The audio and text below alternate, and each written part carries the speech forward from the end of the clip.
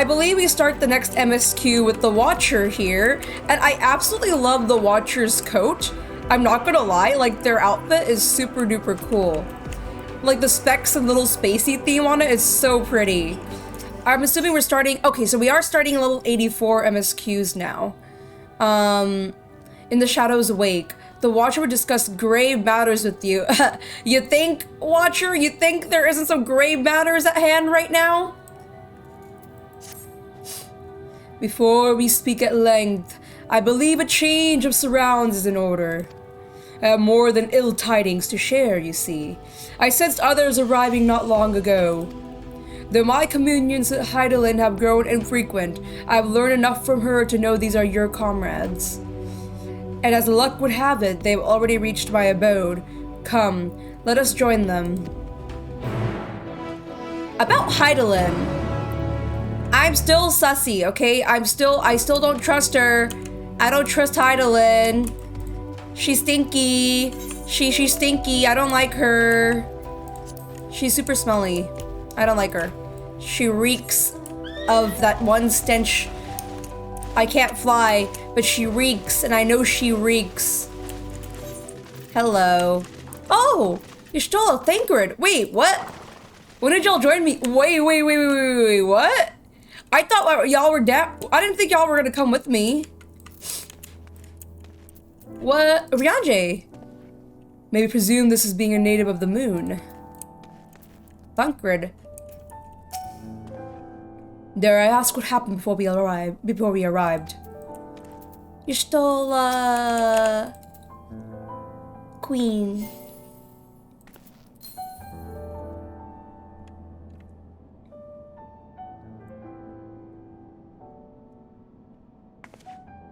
Thank goodness you are unharmed.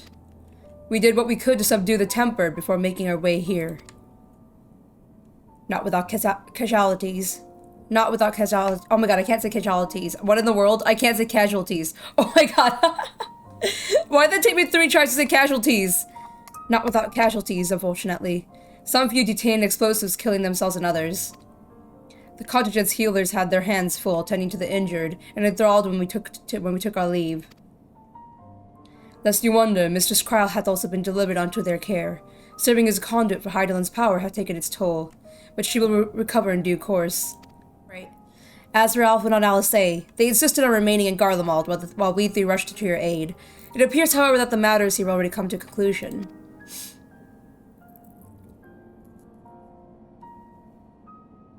WEEEN. But what manner of conclusion, if I might ask? And is this the ally whom Hydaelyn bade you seek out? He's not unlike the shades of Amarat. Not unlike. Perhaps not the same. I was created by Hydaelyn, together with this place. It has ever been my duty to keep vigil over Zodiark, or rather it was my duty.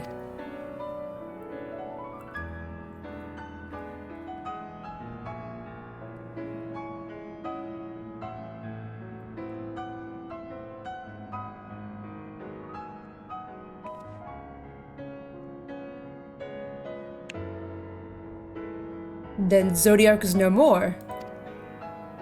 It seems so. And not without consequence, I am afraid. For now the delicate weave of the star, preserved by his presence, will begin to unravel. If you mean to avert the final days, you shall have need of... Oh, WEEEN! Are you alright?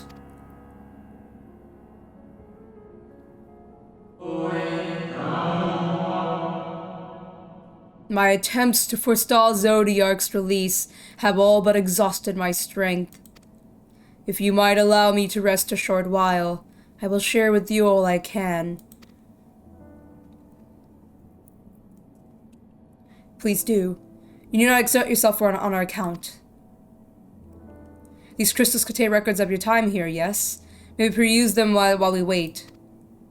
By all means, if you review them chronologically, might I suggest the beginning with those on the upper floor? Oh, so that's what these crystals are. I shall leave it to you, Linella. While I see what can be gleaned from the crystals on the lower levels. Okay, I get the top floor then.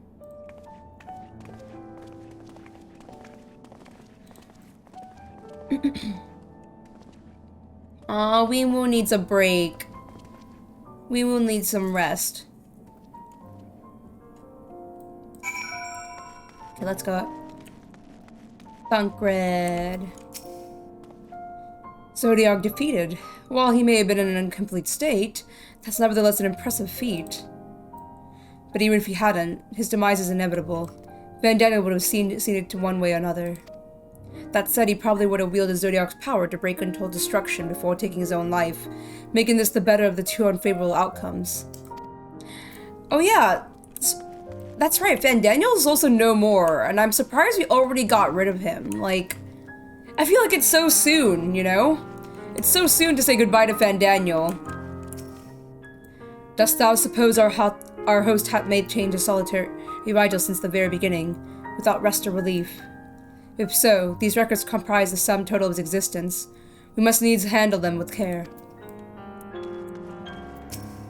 Dimly glowing crystal. As you gaze into the crystal, ancient knowledge of Zodiac flows through your mind. Daily summary, no abnormalities detected. Okay. These appear to be records of a long, lonely vigil on the moon, dating back to the beginning of Zodiac's imprisonment. A long time.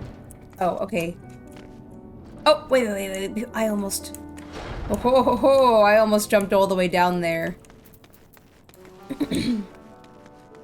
She beat Endwalker. Endwalker's no more. We are just vibing on the moon. As you gaze into the crystal, knowledge of past calamities flows through your mind. The records describe how, with each rejoining, Zodiac's thirst for freedom grew, as did the strain on the brands. Minty Zodiac's imprisonment appears to tax Heidelin greatly.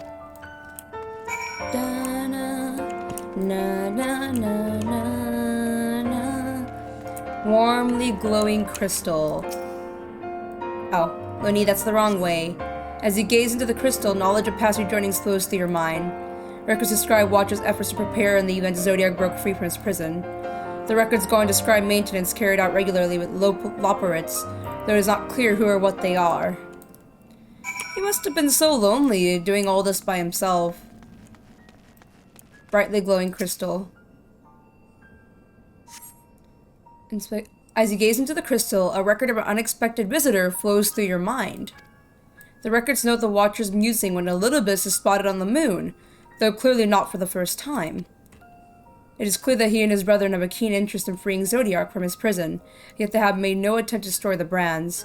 Perhaps they prefer he remain hidden from mortal eyes until the final rejoining. Perhaps they realize we would never dare bring harm to Zodiac, as long as he remains in prison. Interesting.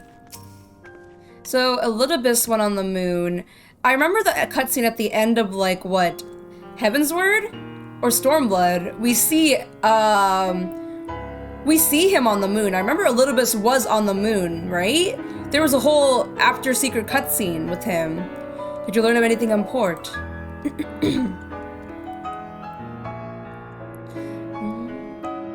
So as we suspected, maintaining the brands require a great deal of her energy and focus, and at this cost has grown higher with every rejoining. That would explain why contact with her has become rather infrequent since the 7th Umbrella Calamity. I too made a rather startling discovery. This heavenly body we know to be the moon was in fact created by Heidelin. Heidelin created the moon? When the Watcher said he was created together from this place, I thought he only meant this facility. Truly, Heidelin's powers are far beyond anything I could have imagined.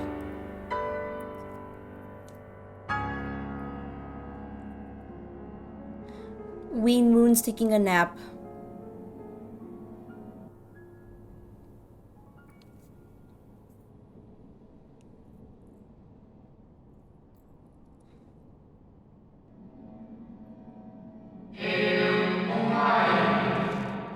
Thank you. Oh.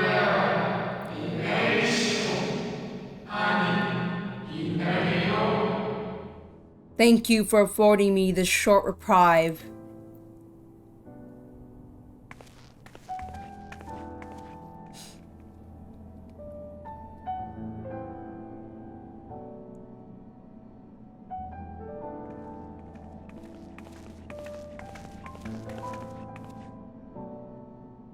It is we who should thank you. The records stored here are nothing short of extraordinary. There is much we could learn of Zodiark and his imprisonment, but perhaps you could offer us more focused guidance. Pray, tell us of the calamity that came before and comes now again.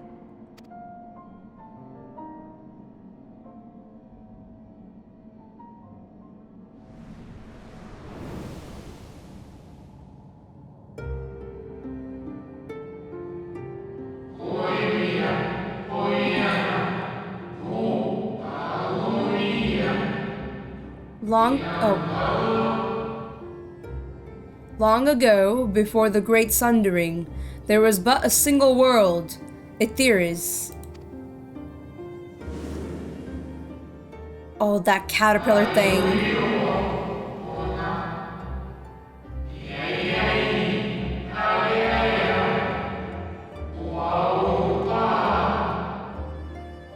One day, from within the earth, a terrible cry issued forth, affecting a profound change in all manner of life.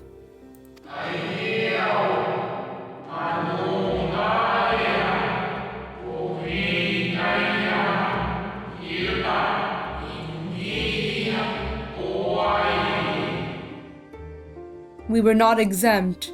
Our creation magics ran rampant, giving shape and form to thoughts of hopelessness and despair.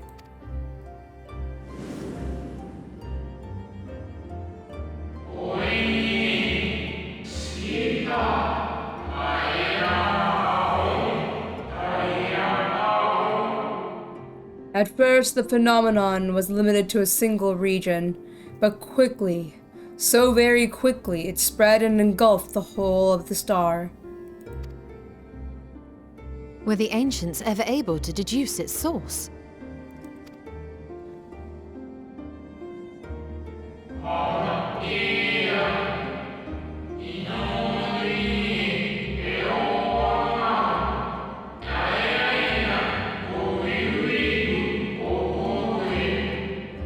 They were not. However, the convocation struck upon a method to predict where the next corruption would manifest.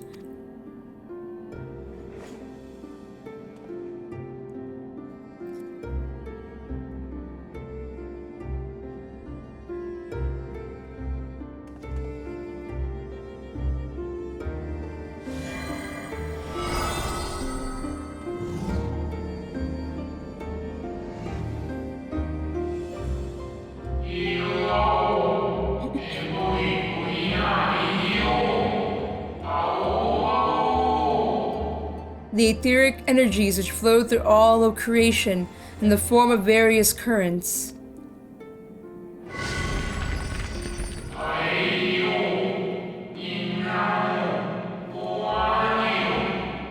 The currents which course through the land and seas.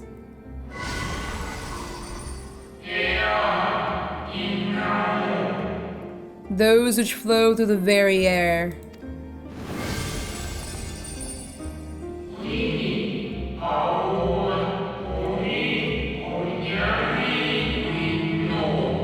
And those of a celestial nature, which encompasses both our star and this moon. Celestial currents. I cannot say I am familiar with the concept. So celestial currents.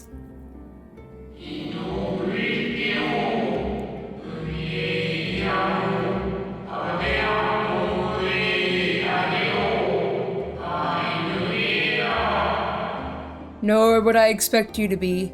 Few scholars of our time knew of their existence.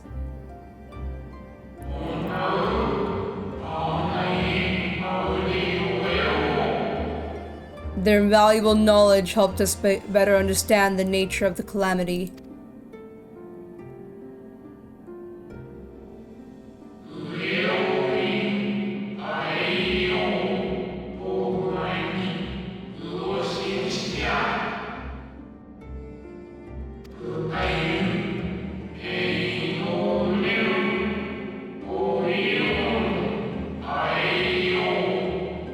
Convocation soon realized that the inciting incidents occurred in regions where the flow was the weakest.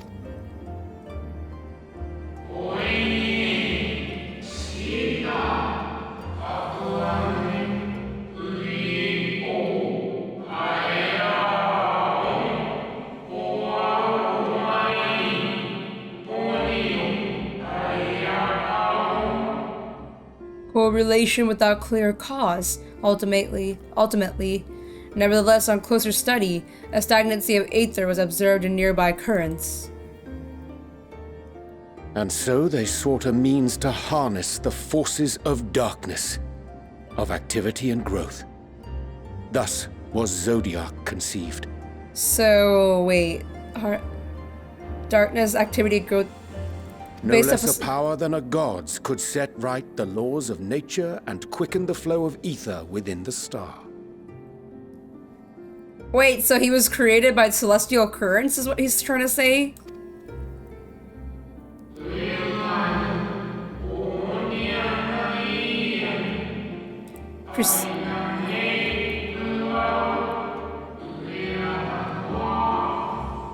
Precisely.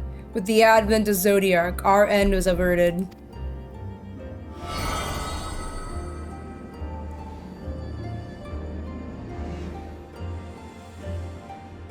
Emmett Selk claimed that those who summoned Hydaelyn did so because they saw Zodiac's power as a threat. Is that true?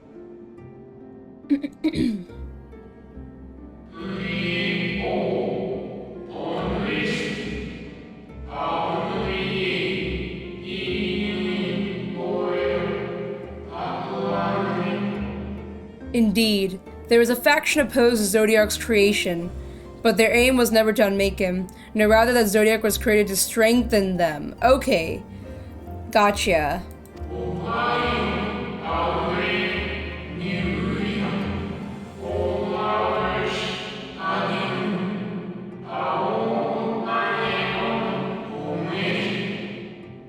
They understood the continued preservation of the natural order was dependent on his very existence. Until we could identify and address the underlying cause of the final days, he would need remain, for his departure would set in motion those apocalyptic forces once more.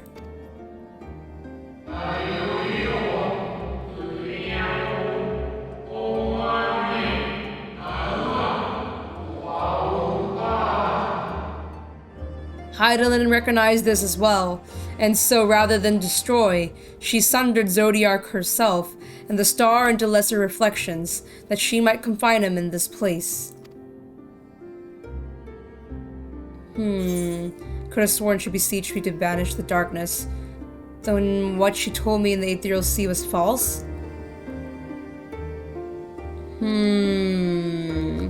She's being sussy. Which one would I say, though? I guess all I ever was told was to banish the darkness.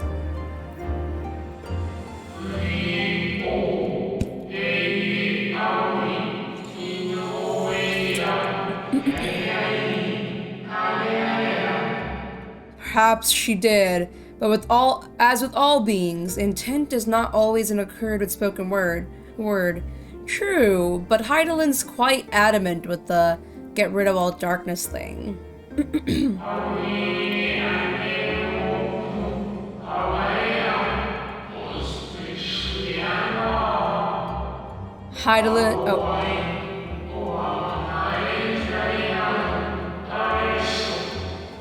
Hydaelyn and Zodiac are both constructs of man, approximations of perfection, limited by our own imperfections.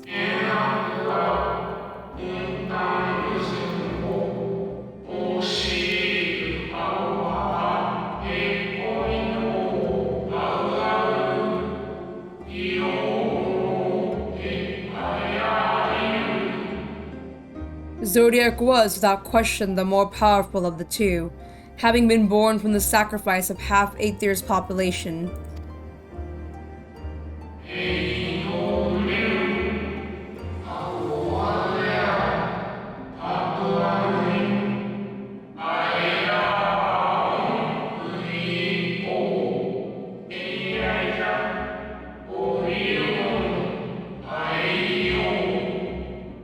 Thus, it was necessary for Hydaelyn to commit herself wholly to his defeat. Still more effort was needed to confine him.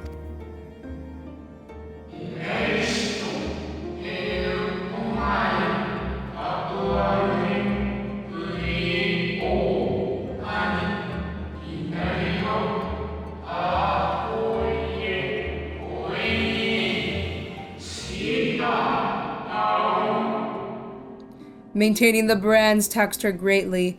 With what power she dared spare, she cried out to any who might listen, and offered her blessing to those who heeded her call. Hear, feel, think.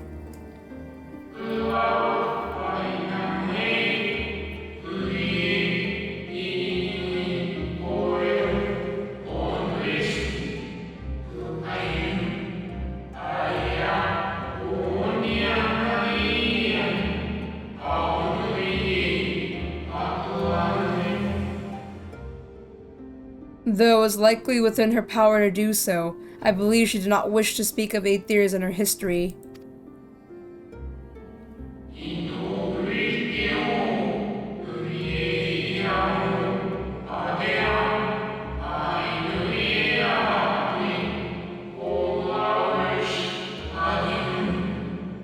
Like Zodiac, Hydaelyn's purpose is a reflection of her creators.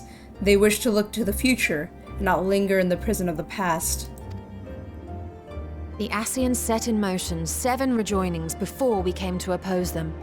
How many more worlds would have been lost had we not placed our faith in her? I don't know, Y'shtola. I mean, up till now, yes, but How many more souls living in the present would have been snuffed out for the sake of those long dead? Well, in light of recent events, I see no reason to doubt your words. And even if Hydaelyn is not a god in truth, if Minfilia believed that we should trust in her plans, then I choose to do just that. Which brings me to a rather important question. Let's suppose we try but fail to stop this second coming of the final days. Should the source fall, what will become of the other worlds?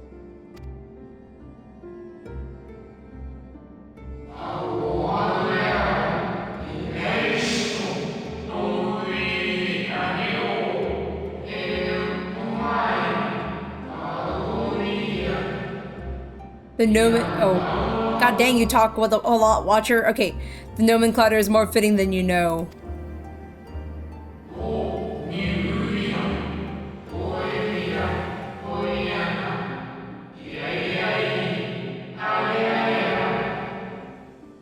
Bring ruin to the source, and its reflections will share its fate.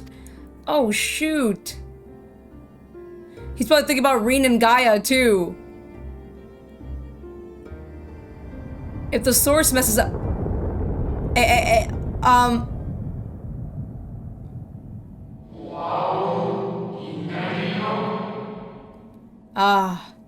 it is ready.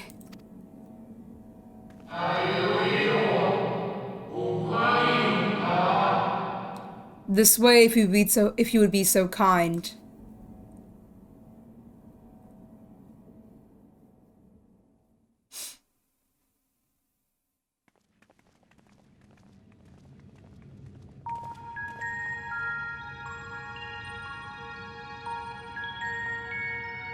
Oh.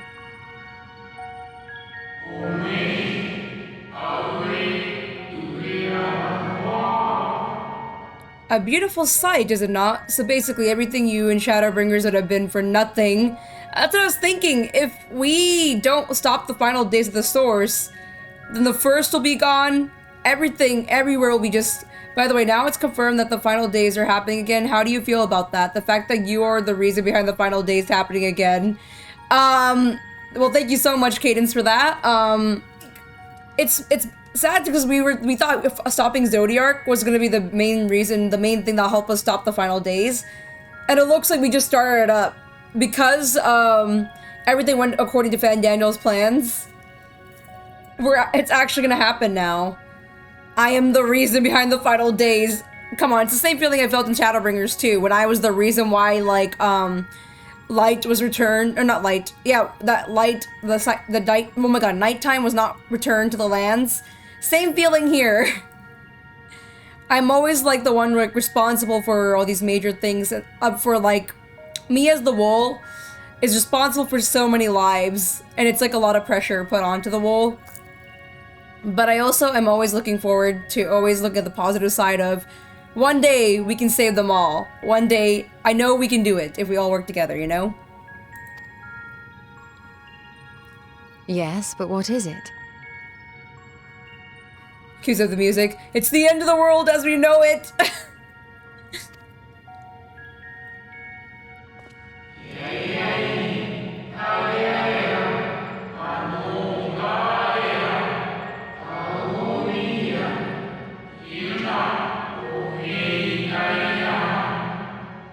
Hydaelyn knew better than any that her power was not absolute. Indeed, she has never struggled to hold Zodiark and his faithful at bay.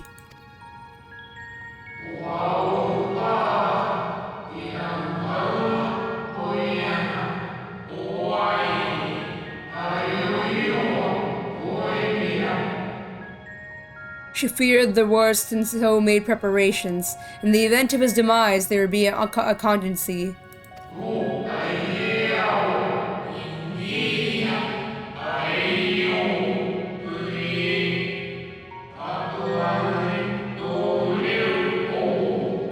The moon is... Oh, it went ahead. I didn't click anything. Okay.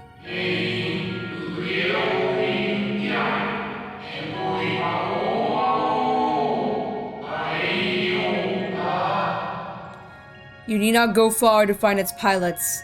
In fact, you should be happy to take you to them.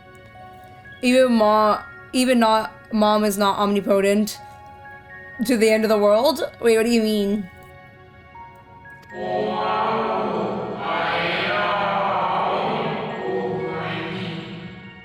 And fulfill my final duty as the Watcher in the Dark.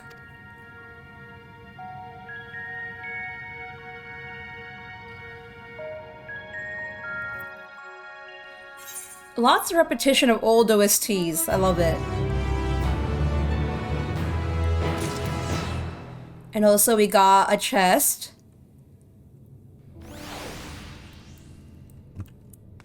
Da, da. A Freregan weapon coffer. I think you guys did tell me that, like, the outfits get better. Not bad. I'll take it. It actually kind of matches my outfit, so I'll take it. Oh. Okay. Not bad at all. I'll take it, I'll take it. Oh. Hello, cat. Got a new weapon here. Lots of things. Before we continue on with MSQ, I'm trying to think. So, I think, thanks for asking me those questions, by the way, Cadence. It helps me, like, think things through without just, like, mindlessly going forward. What to do?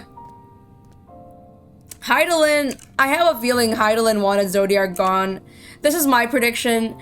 At least, what I think is Hydaelyn wanted Zodiark gone so that way she can eventually take over power and have the world. I feel like she craves power at the end of the day. She wants to take over at some point. But there's still a lot of plot holes. There's the Watcher, or at least a lot of things I don't understand. The Watcher probably believes that she's good, he serves her. Y'shtola, Urianger, and Thancred probably see her as some sort of good being, or they don't see her as a threat yet. They just see her as someone we can follow for a bit. As for me, I think she's still a sussy bucka. Like, I definitely think she's still a sussy bucka. Y'shtola? It may be true that but others will struggle to believe it. I can scarcely believe it myself.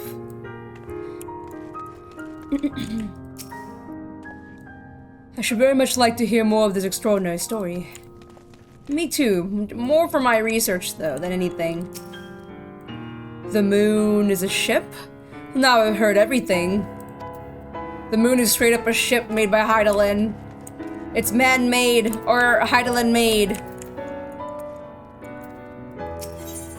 Helping hands. At long last, the Watcher is ready to fulfill his final duty. Oh, you could finally rest. Please get the rest you deserve. The time has come for you to be on your way.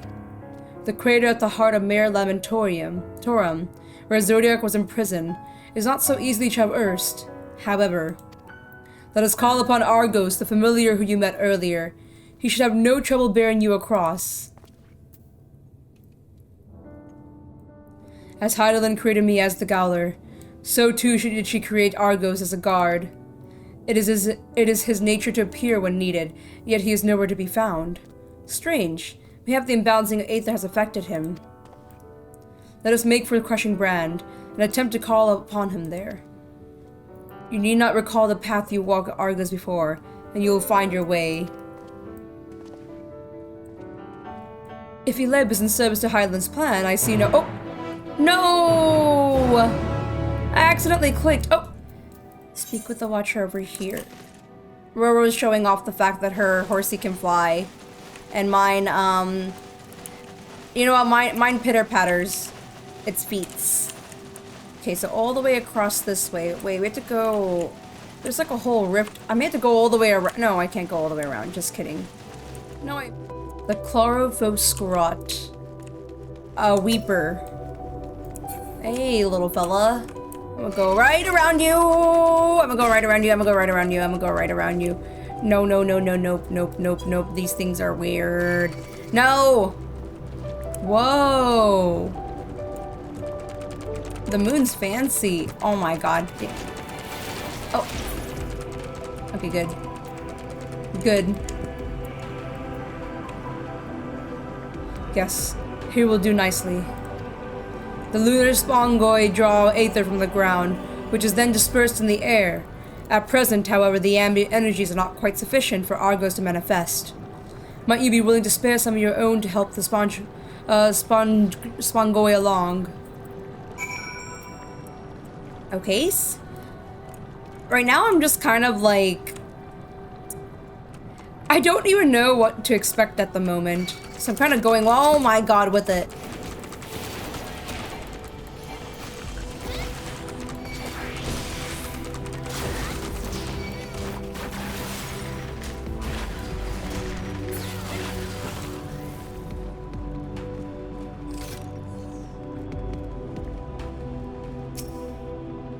Lunar spongoi.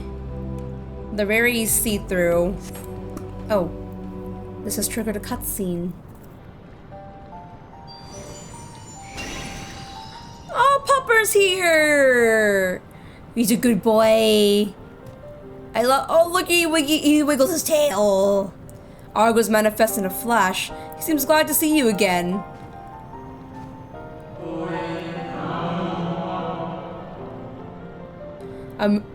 A most fascinating creation of Hydaelyn's, would you not agree? Should the need arise, he is even able to create reflections of himself on a whim. Though I assure you it was no reflection which accompanied you earlier on the brand. No, Argos is quite eager to be at your side then, as he is now, it seems. I cannot recall when last he showed such affinity for anyone. Indeed, I thought him more likely to shy away from you and your companions. Perhaps it was more than a sense of duty that compelled him to aid you before.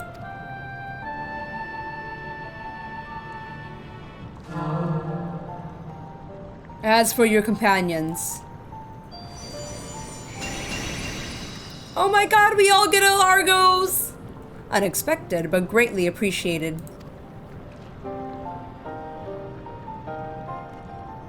I believe we are all ready. Then let us return outside that you may cross the chasm. Is it chasm or chasm?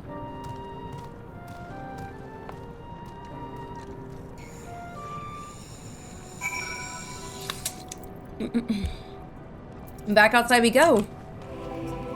I was expecting something a little more intimidating and less man's best friend.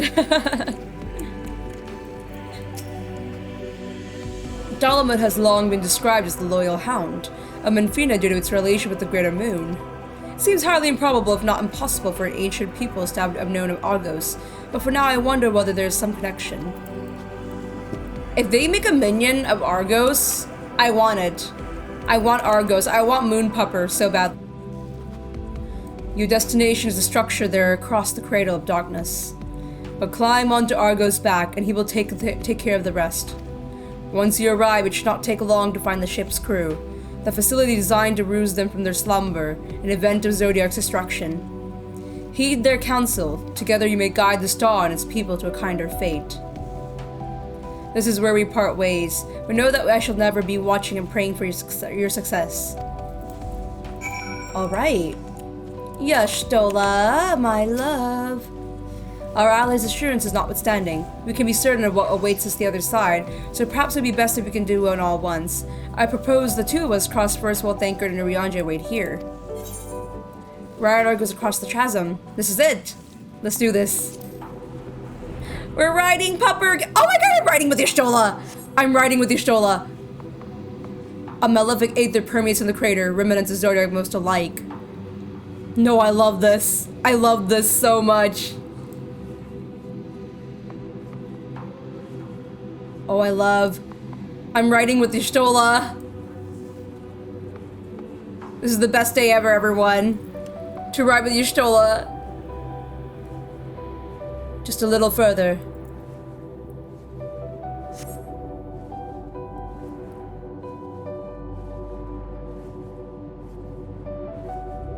Whoa, big door.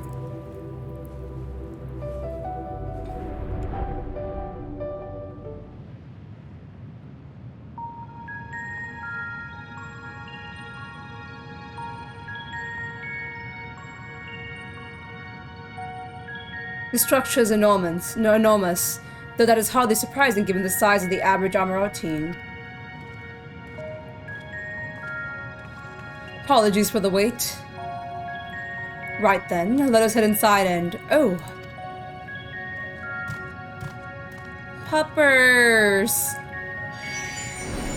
Goodbye! Thanks, Argos! Is that the real Argos? Most intriguing. A means by which he conserveth energy, mayhap. Well, I certainly wouldn't want him to blink out of existence on our account. Well, helpful as he's been. Thank you, Argos. I'll be taking things from here. Stay where I'd say. I'll thank him. Argos is the best pupper ever. You're the best, Argos. Thank you. If Argos is to remain without, let us not keep him waiting over long.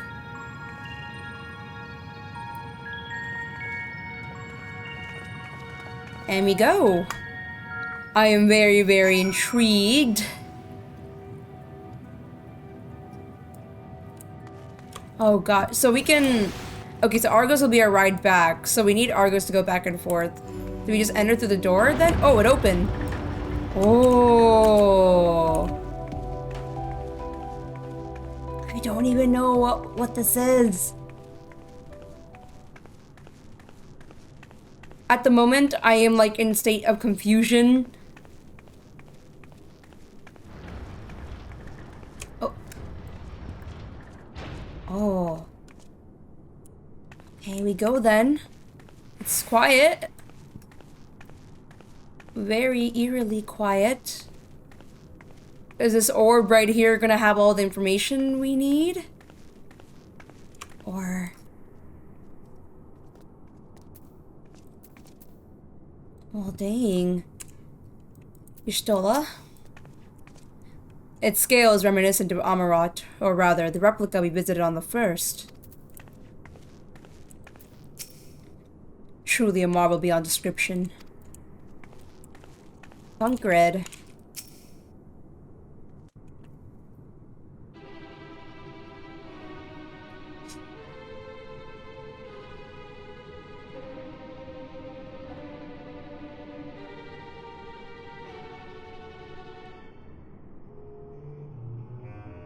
Our moonship pilot should be around here somewhere.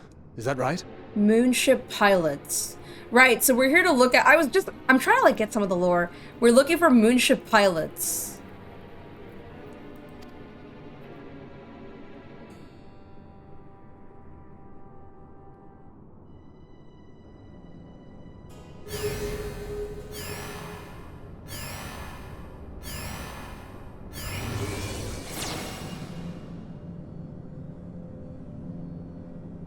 But... Oh my god! Bunny! Bunnies! Our moonship pilots are bunnies!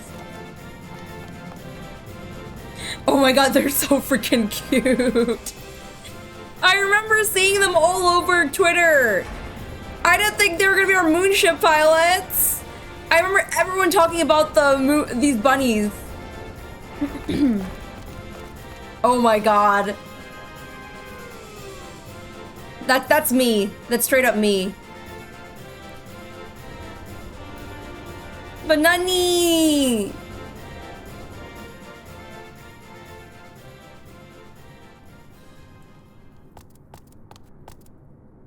Look lively, everyone! The voice is cute, the voice is cute. I know. This 1243rd inspection is a mite ahead of schedule, but it is of the utmost importance. For Zodiac, alas, is no more. 1243rd inspection. As of now, our mighty moon has a new purpose: to bear the people of Aetheris to safety. Our time has come, my friends! Oh, you're so cute! Y'all are all so cute. I wanna grab those cheeks. We must be swifter than swift. There is much to do before our guests arrive. I expect your workstations to be immaculate. And don't forget to relay our signal to Aetheris. Questions? Yes? No? Maybe so? No? Then hop to it! Hop to it, everyone. Oh my god, they're so cute, they're so good, they're so cute. Their little tails.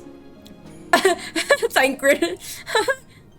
Thancred's face is great. A rather curious crew she had chosen. Their endearing forms intended to ease the passengers' hearts, perhaps. Perhaps.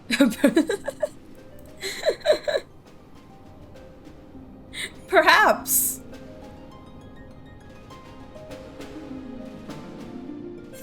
They're definitely a lot cuter than I thought they were gonna be. There, Thancred. They caught me by surprise too. Oh, certainly. Wait, what? They're running around. They're right there. They're running around. What? I want to see the bananas. The bananas.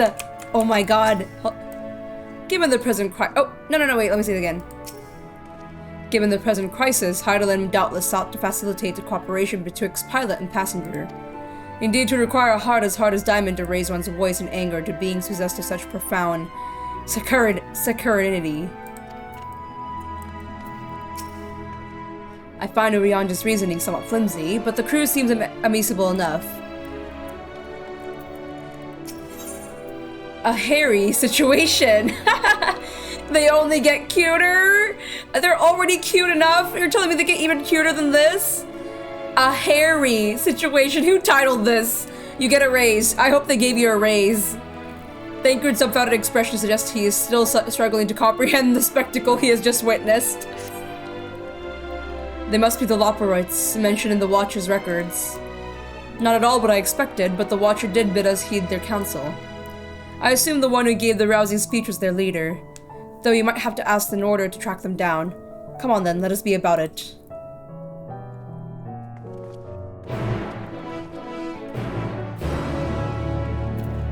Speak with the chipper Loperit. This way? Oh. It just hummed for me. Do it again, do it again. The leader of the crew, not me, I'm afraid. Singing Way's the name. I'm in charge of construction and maintenance of the atmospheric circulation system. Only the crispest, cleanest air for the people of Aetheris, and that's a promise. We need this as an emote. That is a cute, whatever noise it just made, it's so freaking cute. I want it. Hello, I feel you. You are just like me. Lum lum lum. Leader? No. Sleeping Way. My job is... Perhaps I better ask... you don't even know what your job is? This is a mood. Please don't snap at me. I'm a good cat, please.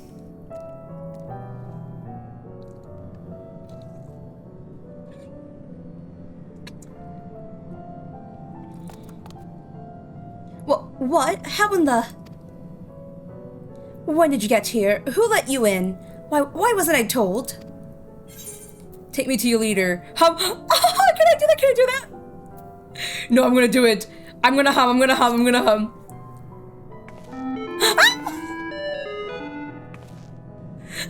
That's the cutest thing.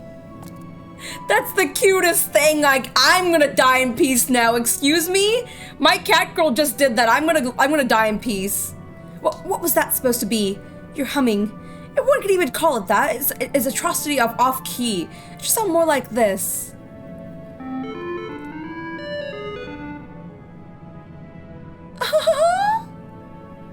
As the leader of the artists, I cannot allow substandard attempts at musicality to go unremarked, even if you are a guest, but being the magnanimous sort of I am, I'll forgive you this once.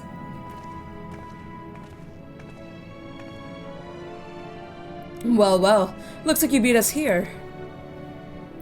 Your friends, I take it. Is this all of them?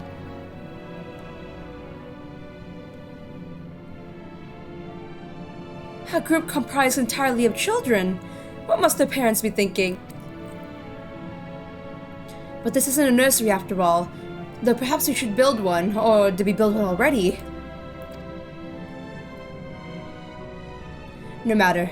You needn't worry your pretty little heads. All will be well, I promise. But goodness me, we shouldn't be standing out gawping. I must take you to meet the others. I guess if for bunnies that live so long, we may be children. If you could run along back towards the entrance, you'll find a path that leads to the central platform on the upper floor.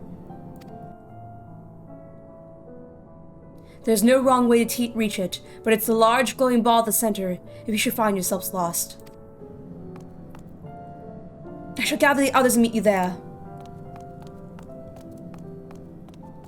Well then, back to the upper floor it is. No questions, no anything. Just straight to it, I guess. Snappy lopperate and mapping way. This etheric composition and density of the sphere is quite similar to crystalline concept we've seen before. It likely shares their capacity for strong memories and knowledge. It's astounding how lopperites, despite their diminutive stature, are able to maintain such gargantuan facilities. Given their size, getting from one end of this place to the other must be exhausting. I honestly don't know how they do it. Only with the collector's edition of Endwalker. Really? So if you get the collectors, you can get a lopper plushie? Dang, I wish.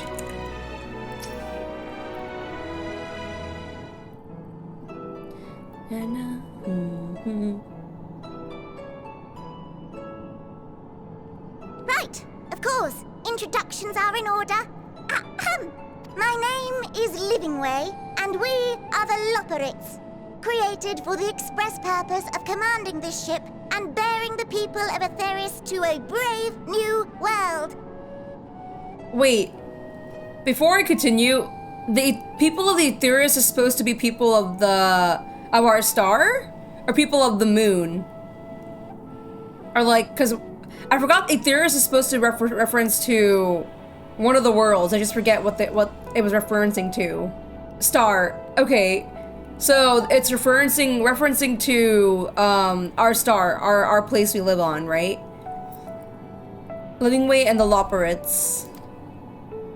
More specifically, I am the one whom she charged with the execution of her most vital plans. You might say I'm her right paw. Excuse me. You have no right being that cute. You have no right being that darn cute, Livingway. You scratched your little whiskers, then did a little head tilt, then the cutest little giggle. Please. Livingway's the name. Map reader and navigator of the heavens. She sounds a little more robotic, Mapping Way. They sound a little bit more robotic.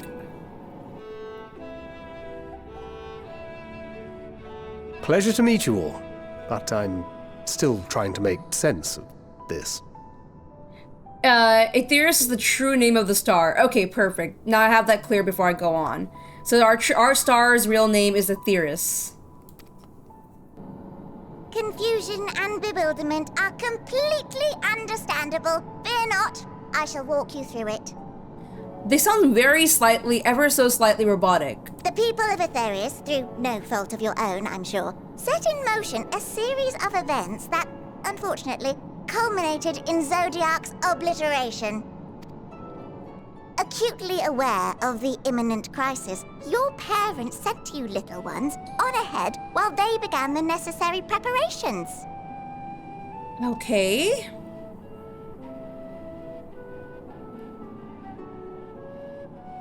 Still not following? No? Very well, I shall elaborate further. Okay.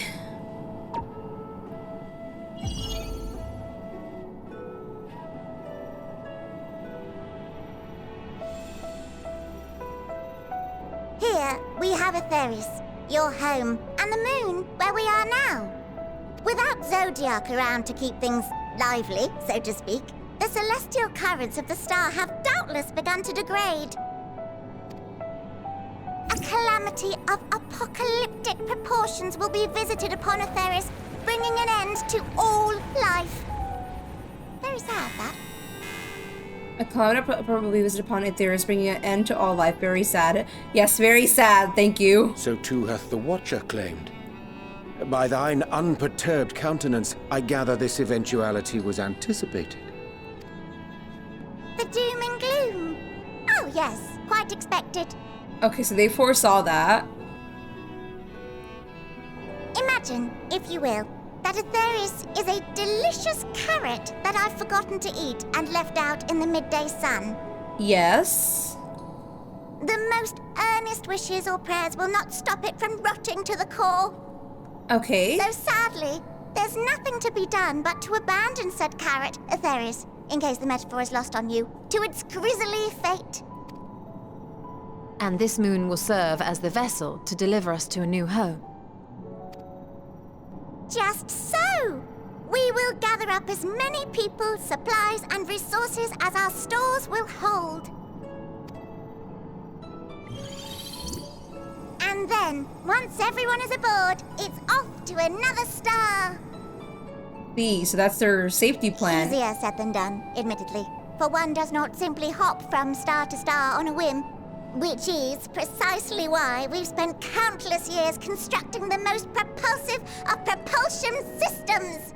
We ought to make it to our destination in 2 shakes of a rabbit's tail. And Hydaelyn created them to help the people this whole time? So Hydaelyn created the Loporrits who will work on a backup plan like this. This whole time? Why am I still unable to trust Hydaelyn though? Why would she make this? I feel like it sounds like she's trying to help us, but I feel like she's trying to this whole plan is for something else. I have a feeling.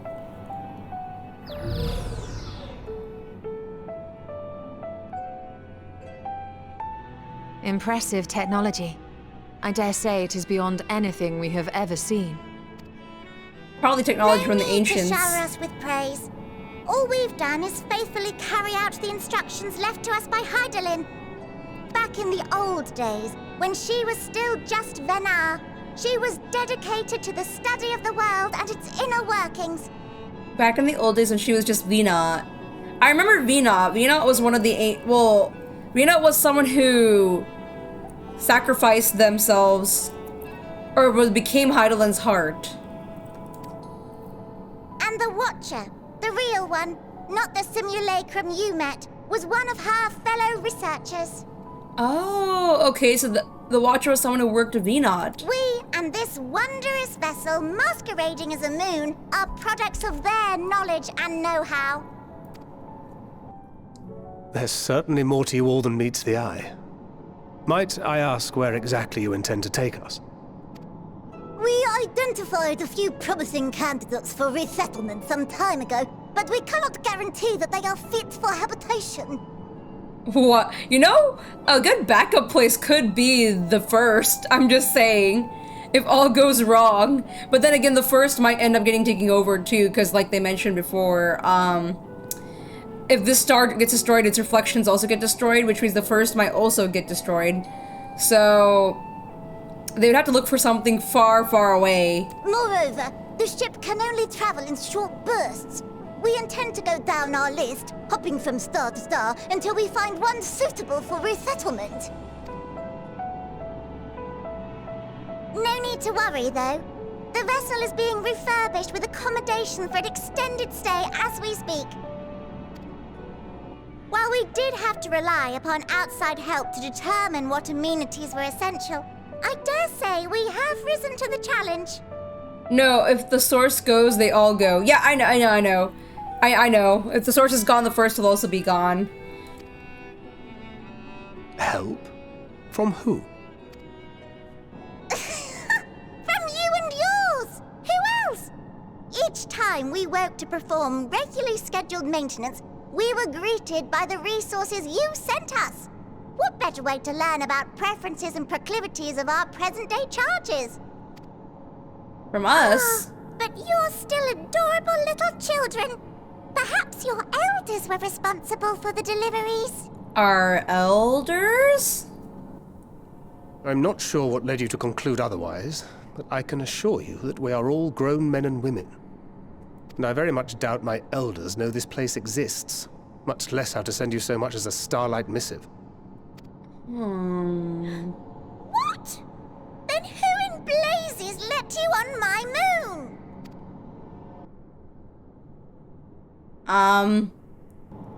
Well... Heidelin herself led you here.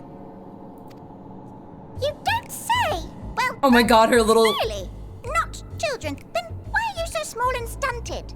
Like little baby carrot people. Well, Amarotines were a great deal taller. In the present day, persons of such prodigious size are exceedingly rare. So, you're saying everyone's not like the Watcher? Does that mean they made a huge ship? Even bigger than needed? Oh, confound it all! Someone could have at least scribbled a note about your profound miniaturization. That tome in thy possession. Oh, this? One of the first books sent to us. A compendium of the people of Aetheris, with a few blank pages at the back for minor corrections and updates as needed. How long ago was this updated, by the way? The sum Living total way? of our knowledge of your kind is contained in these pages. Oh my god, I feel like you guys are not up to date. I thought it was abridged and made small for our benefit, but this isn't a regular-sized book, is it?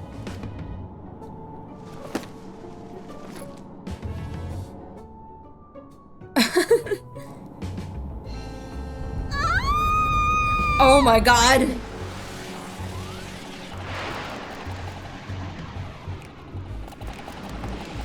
Why are these so cute? Oh no, I know they're panicking right now, but it's so cute. Building Way, can you hear me? Yes, we're all very busy. Change of plans. I need you to rebuild the domiciles at 1/3 the scale. All of them. Yes, all of them, and but me no buts. See to it with all speed. Oh my god. Perhaps you could tell us a bit more about your terrestrial collaborators. Yes, in due time. But first, I'd like to hear more about you, if it's all the same. I'd rather not risk any other complications due to outdated knowledge of our passengers-to-be. How are they working like that? What was the point at this point? What was the point? They were working with old knowledge. Ooh, I want to see the new top. Well, we are in a hairy situation now, aren't we? I might like end up making it a glam later. We'll see. For now, I'll just keep it the way it is. Maybe I'll dye it later in the future when I get all the other items. All right, mapping way. Oh dear, I certainly hope Building Way can complete the renovations before more guests arrive. Or perhaps he should leave them the way they are. That way you don't have more space to lounge about. Yes, Stola. I should have realized something was amiss when Living Way referred to us as children. What other delightful misconceptions do they hold, I wonder? Bunkred. Why do I get the feeling we're going to have our hands full dealing with the Loperates? Because we are, but they're cute anyways, so can we really reject them? It's unfortunate that the domiciles were constructed in error, but their willingness to perform such sweeping renovations is a testament to their commitment. I cannot fathom the resources required for a faculty so vast. Me neither. There, living way. Oh, their ears. Can we just appreciate how cute and fluffy their ears are too? Like, I love, they got big ol' ears. A taste of the moon? So are we gonna find out the moon's actually made out of cheese? Cause yum if we do. The final day is fast approaching. Living Way is keen to complete their preparations. Right then, now that you're here, we need you to teach us all you can about your people, and quickly. It won't be long before the final days are upon us in their terrible grandeur, so it is imperative that we be prepared to receive your passengers to be. If there's anything at all, that may displease them, it must be addressed post-haste. And address it we shall. Here at Bestways Borough, we have assembled everything required to offer our guests the best way forward. We have produced myriad amenities we understand to be essential for day-to-day living, and I wish to hear your opinions on them. I'm sure you all worked up an appetite, so why not start with foodstuffs? Meet me at the caratorium while we'll see what's filling your bellies. The caratorium? What if everything is just carrots? She does not want with enthusiasm. The notion of aether rotting to its core being a matter of the course is rather concerning, though. Nevertheless, let us take this opportunity to learn more of the Loporits and this vessel. That will do. Speak with Living Way. Cooking Way. You make food?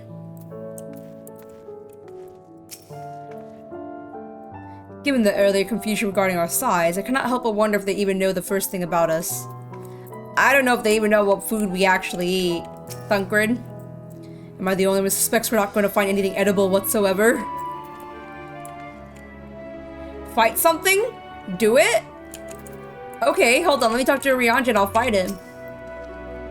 Hast thus spied this peculiar sentinels patrolling the vicinity. Approach them with caution, or better yet, not at all, for they make no distinction between friend or foe. The heck? Supporter? Why are they— I'm confused to why there's enemies down here in the first place. And why is their theme song so funky? Oh snap, help.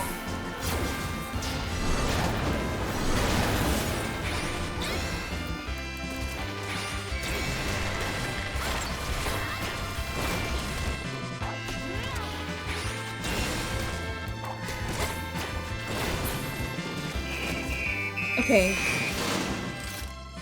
Why did we— well, it's a FF4 reference. Is it? Is this enemy from FF4? Welcome to the Caratorium. Here we create prototypes of the various sundries required for our soon-to-be passengers. Allow me to introduce the head of the foodstuff production. Cooking Way.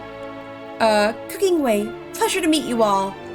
Our work has involved no small amount of trial and error, but after many cycles of painstaking labor, I dare say we have created the finest cuisine our guests could ask for. I've learned all about the essential nutrients for a healthy and balanced diet from reference materials we received. I have practically worn the words from those invaluable pages. Naturally, we also considered ease of growth and production. We will not want for ingredients. I must insist you try some. We have fresh stock recently prepared on account of, well, because we just woke up, and we're quite famished. Hop along the platforms here, and you'll find a storage unit filled to bursting with delectable delights. Help yourself to anything you like. I sure hope I can eat it.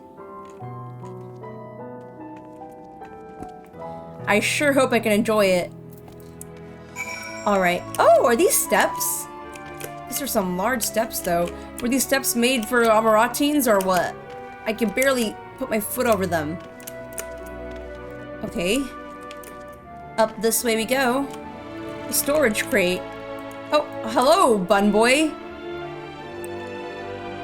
Looks like he's doing the same quest. No, iron carrots. You open the storage unit and find rainbow-colored assortment of carrots. Which carrot will you choose? The unassuming orange carrot, a peculiar-looking blue carrot, the vibrant yellow carrot, the ominous crimson carrot, Take a moment to reconsider. Nah, I think I will go for the vibrant yellow carrot. While it has no particular smell to speak of, the yellow variant is usually light and springy. These colors together with its excessive length and girth would lead anyone to question whether it's indeed a carrot. Do you certainly wish to eat this carrot? I will not second guess myself. I will eat the yellow carrot. On second thought, you'll like to simply take an obscenely large carrot for now. Due to its bizarre qualities, it would be prudent to ask Cooking Way whether it's safe to eat first. Fine. I'll ask her if it's safe.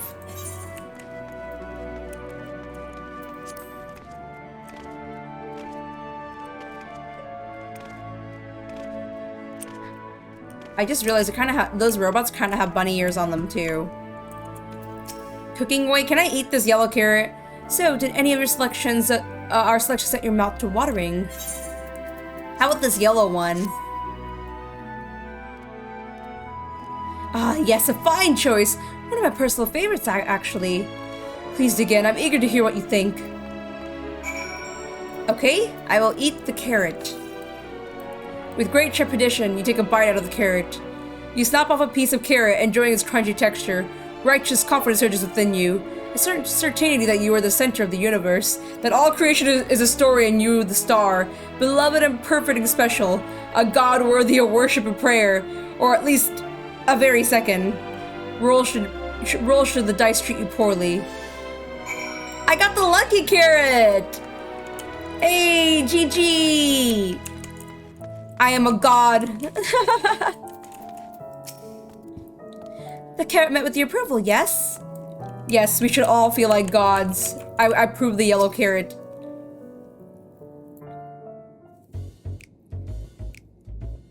What do you think? Unlike anything you ever tasted, yes? The lucky carrot is, well, to be honest, we're not quite sure how it was first made. A happy accident, you might say. But the name suggests after eating one, you'll feel blessed with good fortune. We'll have plenty of other varieties, too.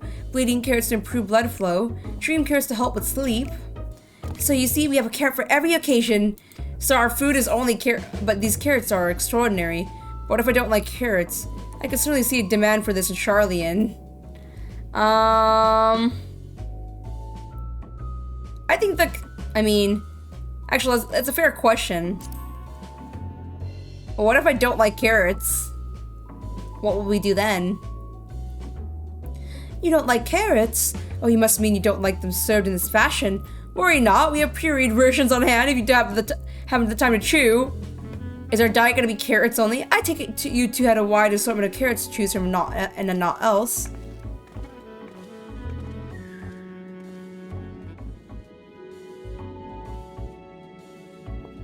If I may ask, what exactly do these collaborators share with you about cuisine of the Aethers?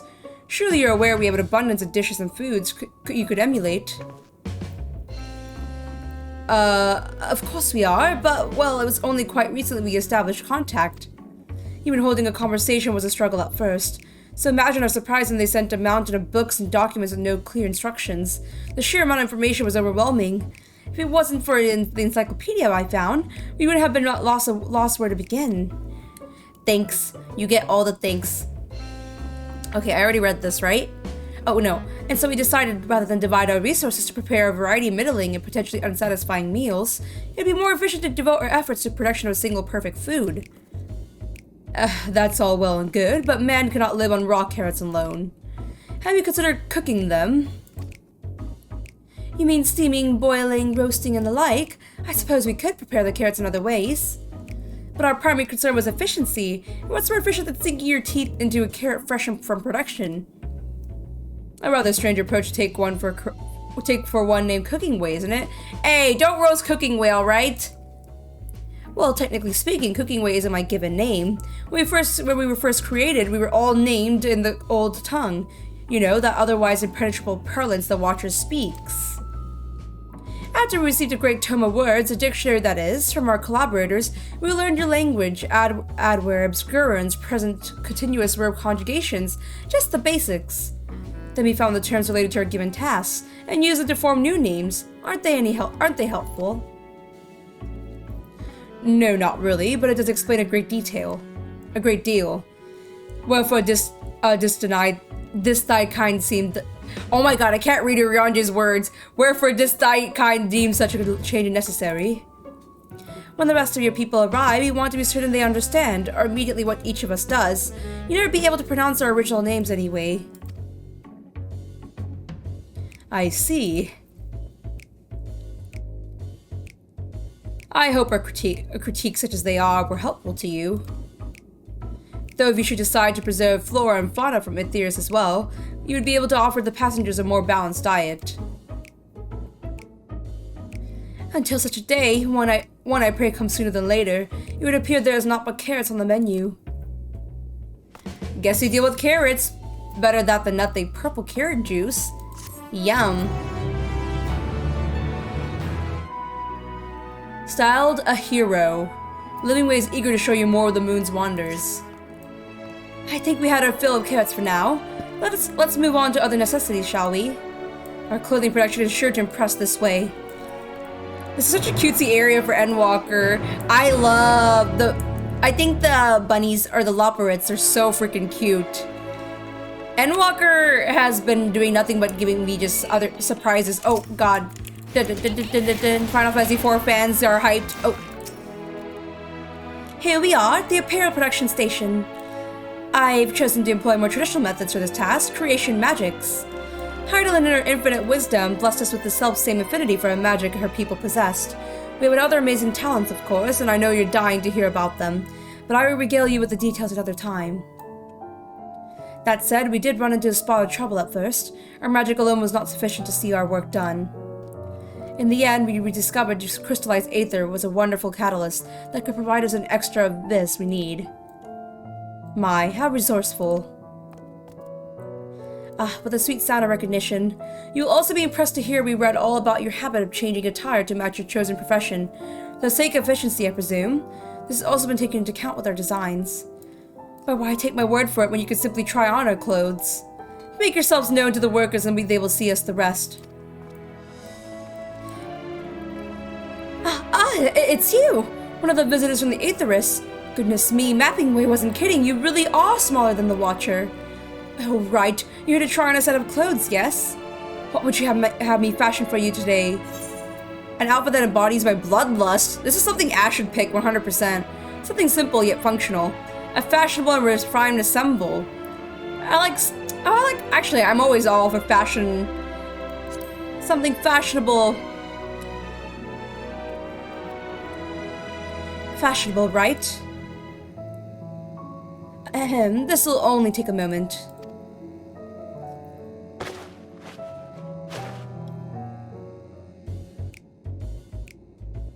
Oh, quite fashionable. Well, I appreciate the enthusiasm. There we are, all finished. Fashion. A perfect fit, I do say so myself. I'll be honest, I know nothing of fashion, let alone fashion Etheirys, but I wager no one down has ever worn anything like this. Unless this fine assemble. Perhaps you can start a new trend. With the potato sack look, I definitely could pull it off, I think I could pull off a potato sack, just saying. If Marilyn Monroe can do it, I can do it too.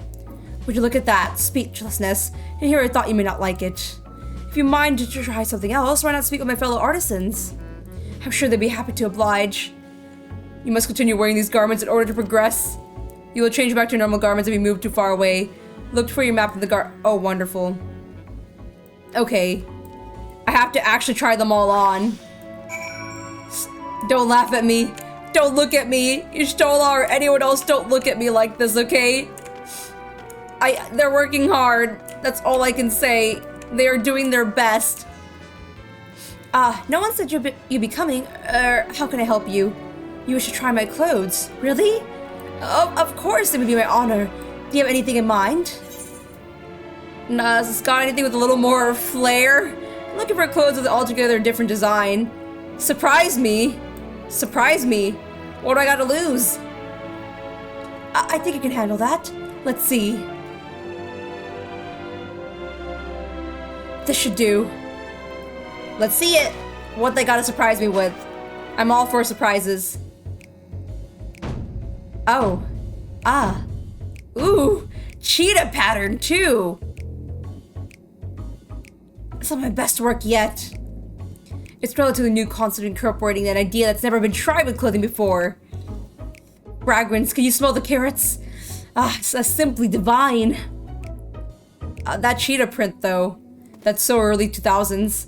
I was worried how the concept would turn out when you put it to the proof, but it looks stunning on you. You won't go and show Living Way. I'm sure she's eager to see what we would come up with. You must continue wearing these garments in order to progress. Y'shtola, don't look at me like this, please, I beg of you. Y'shtola, please, I don't want you to look at me like this. I will appreciate them trying their very best, though. My, don't we look splendid? The result of much trial and error, but I know quality work when I see it. Shh, you needn't speak. I can see your adoration for the moon and we lopperids to your eyes. No doubt your friends feel the same having sampled our creations. Oh, yeah, there's something. Oh, you know what? Y'all look just as good as I do. How about that? Sorry to have kept you waiting. Hey, we're matching cheetah prints, Thancred. And they insisted we sample all their concepts or be returned. Verily, 'tis ensemble most becoming. Hey, is that Rianjay posing? Was it Rianjay feeling himself?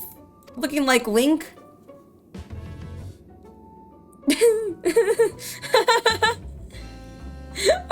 We don't need to see their eyes to know how we feel. I think it's past time to return these clothes. I was so confident our garments would meet your approval. What are we doing wrong? The Watcher taught us that, in his time, everyone wore the same robes. To do otherwise was against social etiquette. We thought we could appeal to modern taste by tailoring the robes to specify professions, but... Please, you mustn't be so hard on yourself. Should we resort to evacuating the people of Aetheris, they most certainly have need of your attire. 'Tis clear you spared no effort at addressing our needs, but you must understand that we are not quite so homogeneous. Speaking for myself, what I wear now better suits my tastes, even if it isn't of inferior make. But there are others whose choices may be influenced by traditions or personal experience rather than make assumptions for the whole. You must consider the individual and their potential preferences. I fear we underestimated the complexity and diversity of your people.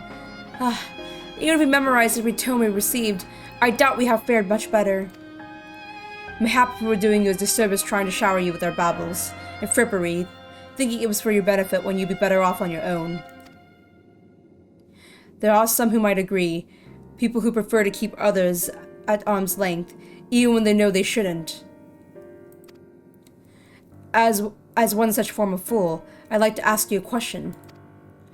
This plan to evacuate and escape the final days, did it account for the reflections of the source as well? Not that I'm aware of. We were born of Heidelin's love for Aetheris and the salvation of the people on that star, and that star alone has ever been our aim. Surely it's better to devote ourselves to saving one world and divide our efforts across 14, and risk failing them all. I suppose you're right. Oh, Thancred must be really thinking about Raine and Gaia right now. His daughters back at the sword, or the first living way. Might we leave to explore Bastray's burrow unattended? You have given us much to think about. Why certainly? And until later then. Until later.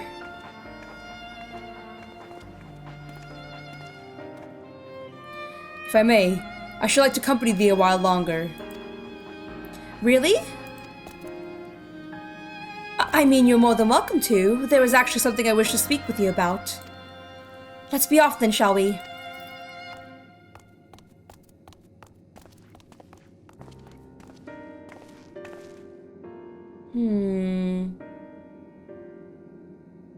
Oh?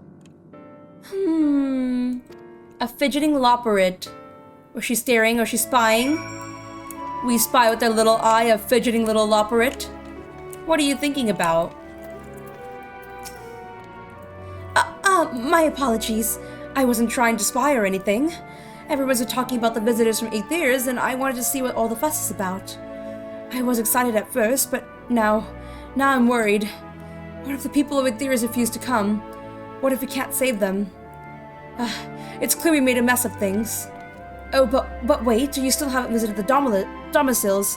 Once you see them, you'll understand how wonderful the moon truly is. I'm sure of it. I'll be waiting for you by the teleporter near the entrance. Oh, and the name's Growing Way, by the way. See you soon. There's Growing Way. You're here. You're really here. Thank you so much. Sorry, what should I call you? Lunella, that's my name. Lunella Waka, eh? Crikey! Even your names are amazing. Crikey! Crikey! Well, Lunella, we'll be using the teleporter to enter the residential area. Whenever you're ready. We have a residential area on the moon? Ready in the teleporter. No way, Growing Way's Australian!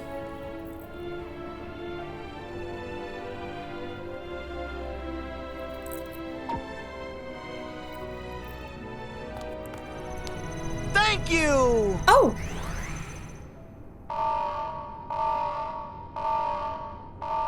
Uh-oh. Huh? Access to living quarters restricted due to reconstruction. Then where is it? Uh-oh.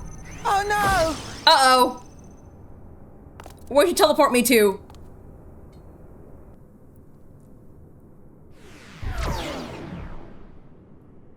Somewhere safe, I'm assuming? A private audience, as thou didst request, for reasons I know not. What? Irianje's? Oh.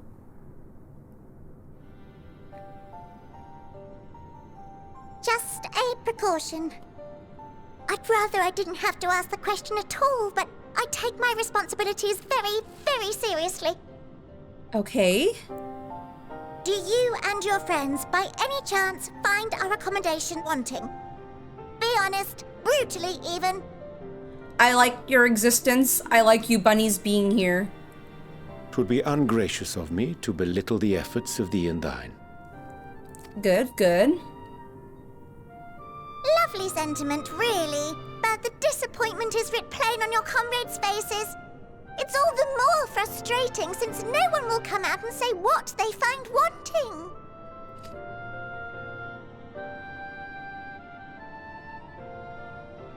If there are faults in our work, we need to know. We will do better. But time is not on our side. If anything, we'll try to stop the thing from happening in the first place. The final days will wait for no one. If your people are to be saved, we must take quick and decisive action.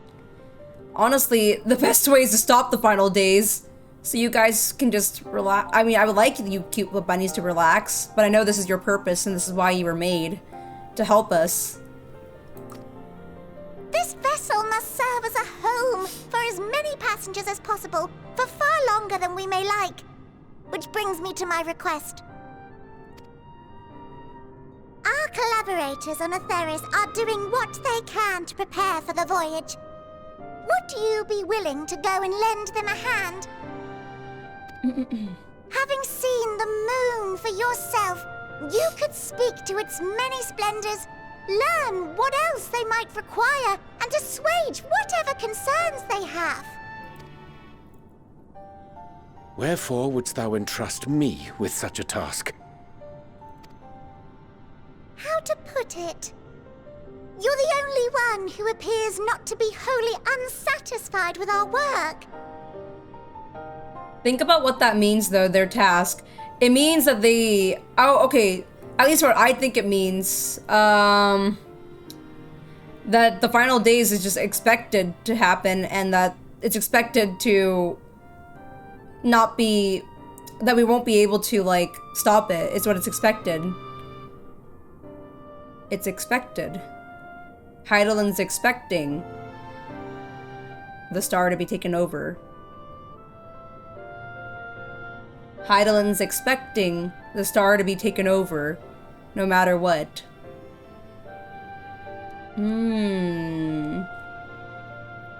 I see.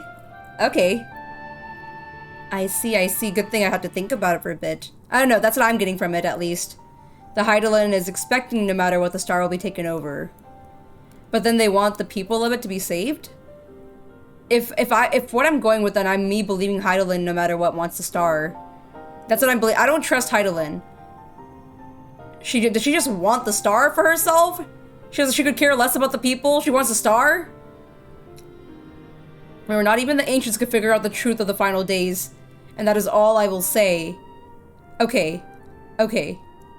I will think about this. Oh, quite good at pretending that's the case, at least. Calm, collected, tactful to a fault. Very particular with your words, too. That's a Riange for you. You understand that, in the face of great danger, one cannot pursue perfection at the expense of practicality. The difficult choices must often be made for the greater good. Fair. And so fate doth conspire to set my feet upon this path once more. Oh my god! Urianger once again has to be that one person that keeps secrets.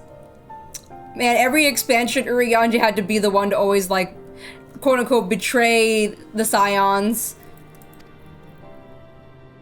Come again? Urianger's like, don't worry about it. This is nothing new for me. Ah, idle musings. 'Tis no trifle, thou dost ask. Yet full well do I understand the urgency and necessity. You? Oh, dear me! Dear me! I'm terribly sorry for the mix-up. Oh my god, his little feet! It's a bit of a malfunction. I hadn't realised the residential quarters were inaccessible, you see. But you're still in one piece. So, all's well that ends well, yes? Won't happen again. I promise. Okay. Did Urianger not hear me at all? Oh, they moved. Dang it.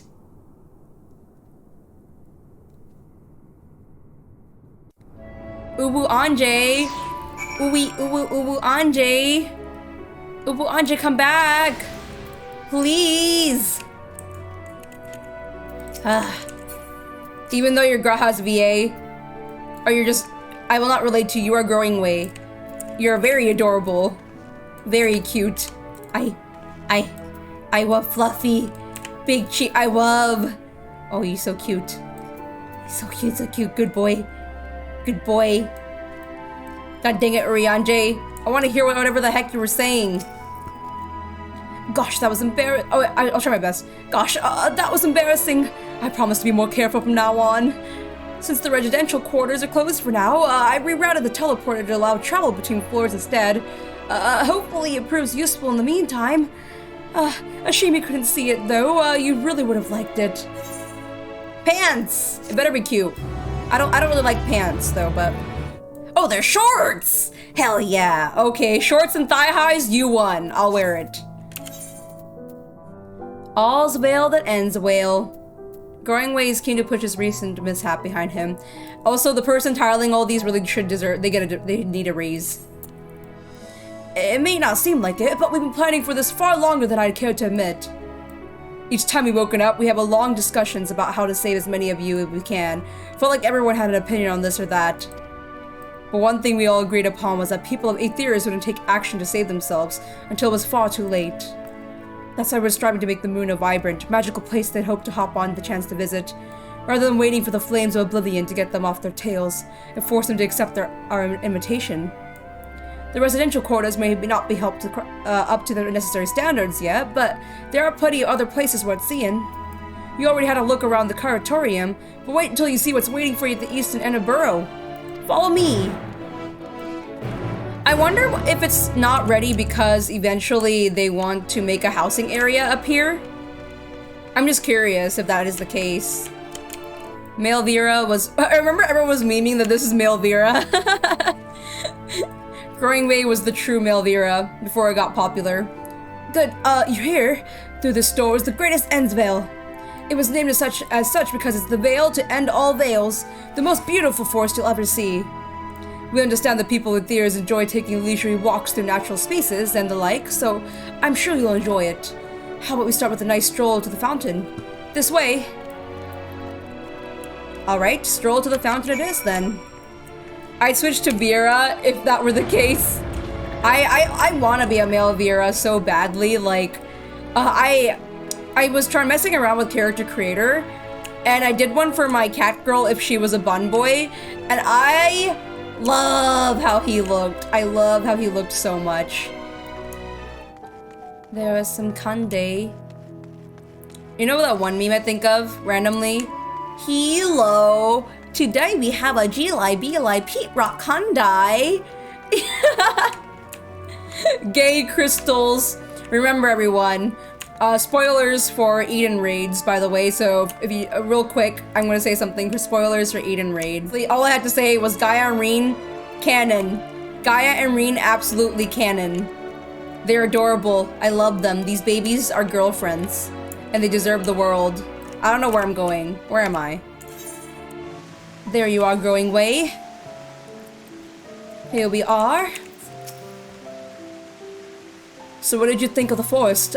Isn't it positively pleasant? Simply sublime. I couldn't see the forest or the trees. I didn't see any. Wait, you don't mean those crystals are out there are... Just the Transcendent was burying your face in Chocobo's plumage to take a good long whiff? What in the... Tis Transcendent as burying your face in the Chocobo's plumage. You know what? As someone who loves Chocobos, this is probably something I do. You really think so? Truly? Hearing you say that means more to me than you know. Personally, I'd say this place is the pride of the borough. Building this place is a challenge, let me tell you. Since we were born here, we've never seen trees in person before, let alone a forest. The information sent by our collaborators is quite enlightening, but after much deliberation, we decided to use crystalline constructs in place of living trees.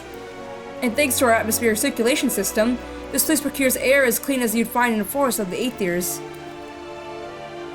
And the fountain here behind us, powered by the rather large crystal adorning its tubes, plays a vital role in supplying us with fresh water.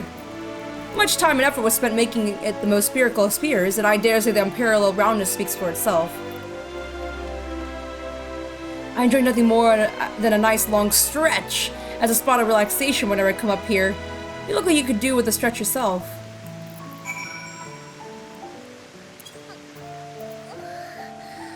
I stretch. That's the spirit. I feel more relaxed simply watching you. A sight worth that many years spent building this place. If it's not too much to ask, it's always been a dream of mine to take a walk through this forest with someone from Aethyrs. Could we maybe go on a cute little, a stroll together? Yes, we can. Yes, we can. We can go on a little stroll together. You will? Oh, be my still quivering whiskers. Growing Way is now accompanying you. Keep in mind. Growing Way is now accompanying me. He's accompanying me. He's here, don't mind me. We'll take a little leap right here. Oh, you hop. Excuse me. Excuse me. Your hops. Your big ol' strides. Oh my god, Growing Way. And my bunny is joining you right next to you. Oh, Growing Way. We're gonna get along great. Where we stop here? I was thinking, Lunella, that I could be more helpful to you by teaching you a little bit about the moon and what it is we do. When we were first created, the moon's sole purpose was to hold Zodiark, and there was absolutely nothing to be found here. Eventually, Hydaelyn gave us our first task of furnish the moon with the proper propulsion seems capable of facilitating travel to the other stars. It sounds impressive, and I suppose in some respects it is, but it was only possible thanks to all the knowledge Hydaelyn shared with us. We also had a lot of time to get it done. 6,000 years, give or take. But anyway, let's keep going. Yes, let us keep going on our stroll.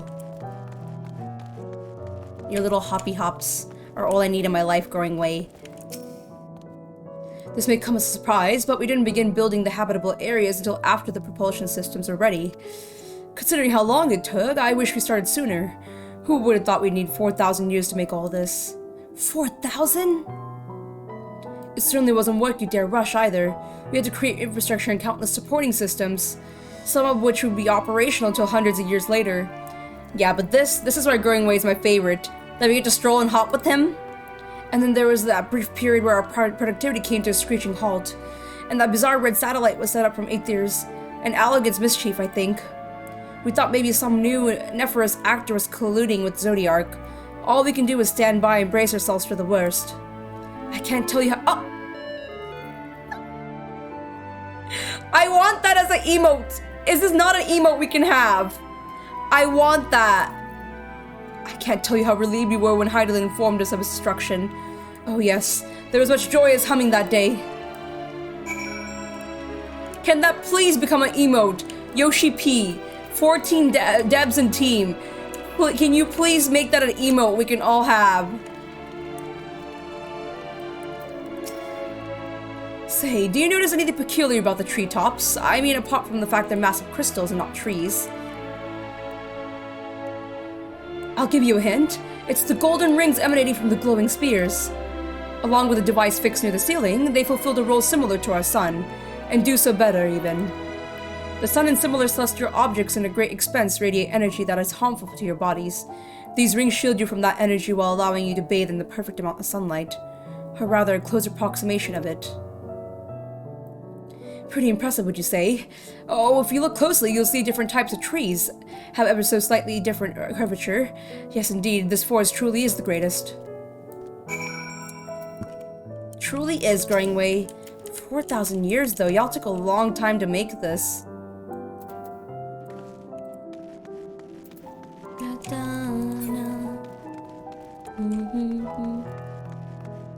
So these are supposed to be trees. I mean, they're not bad or anything.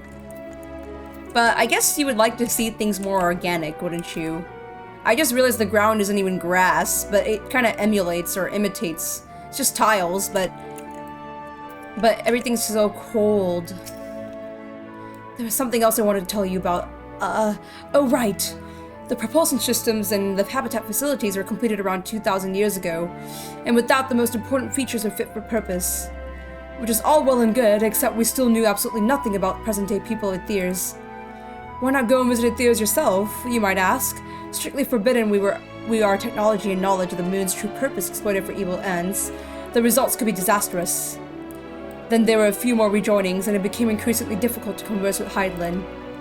Fearful we might lose the ability to communicate with her altogether, we beseeched her to find people on Theirs so we could trust to help. We were quite fortunate everything worked out as it did. I see.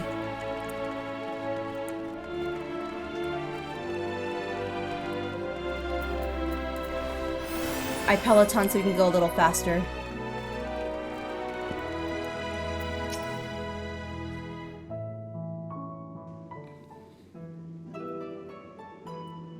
With the exception of routine inspections and maintenance, we remained asleep and waited.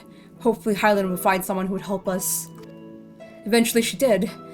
And though her power was waning, we were able to speak to them directly for a short while. We shared with them everything we could, including our knowledge of the heavens and means to travel here to the moon. They certainly didn't waste any time at what we taught them.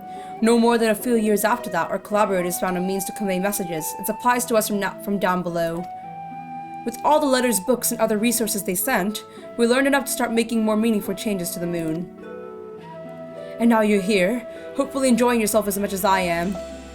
I'm enjoying your company, frankly. I knew you would like the great Endsvale, I knew it! Thank you again for coming here. By the way, I know it was just a walk through the forest, but it meant a lot to me. Aww. There you are. I take it you already received the grand tour. A shame we missed it. Growing Way, we've been looking all over for you.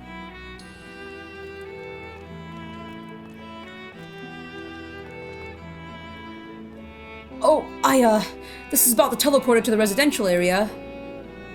No, never mind that. We have more pressing matters at hand. I will be calling an emergency meeting shortly, and your attendance is required. Really? I can't imagine why you need me there, but if you insist. We won't be away long, so you are all more than welcome to continue looking about the burrow. Now come along, Going Way.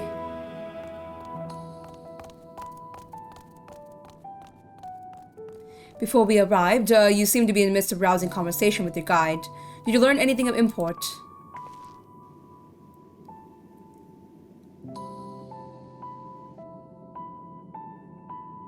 They spent 12,000 years preparing for this. With the appointed hour fast approaching, I can certainly understand their restlessness, but still.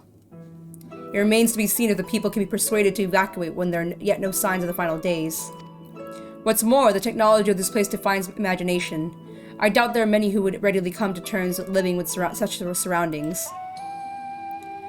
Whoever these collaborators are, unless they're possessed of the world's most charming personalities, or means to forcibly evacuate people, they will meet with a great deal of resistance. Indeed, if we face an annihilation, the decision to forsake all nodes cannot be made lightly.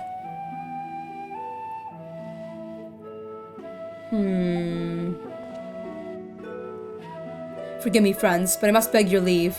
There's another matter which yet begs for my attention.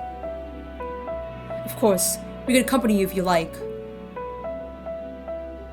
Nay, that will not be necessary. If you'll excuse me.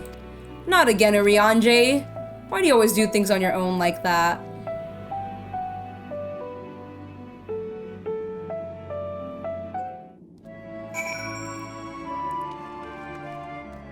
Thunkard?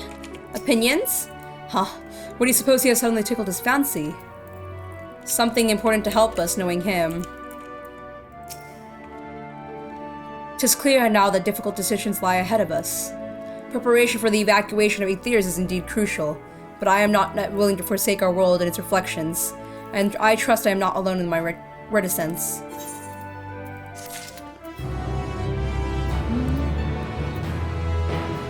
I wonder what it is Urianger is planning on doing, though. I'm not even sure on the hints right now, if you want me to be honest. What he could possibly be up to, you know? I'm not sure. But right now, we will take a quick little break. I am a little hungry. I would just get a snack and take a quick little break, and we will continue on with stream. So if all you, I hope you guys could just get some water, relax, walk around, do some stretches, do whatever you gotta do. But we will take a quick little break, and we will hop back to MSQ. We are back. So now we talk to Thunkard. Heck yeah, just all the vibes. By the way, speaking of vibes, I appreciate you guys, whether you guys are chit-chatting with me or just vibing with me in the stream. Whether you're like talking or lurking with me, I'm always happy. I'm just happy that you're here on stream with me. So yes, thank you guys as always. Alright, Y'shtola? The final days will make brave fools of us all. Probably. But hey, at least we're trying, right? Better be tried than not. Back to old tricks. Yo! Titling. By now, Thaker could tell when his friends are up to something. I don't think Urianger can hide at this time, let's be honest here. He did this like 3 times already. Did Urianger seem strange to you? More so than usual. I mean, I know he has a penchant for keeping his own counsel, but I'd be lying if I said I wasn't worried. We should go and see if he's alright. Y'shtola and I remain here and see what else we can learn about the final days. If you hurry, perhaps we can catch up to him.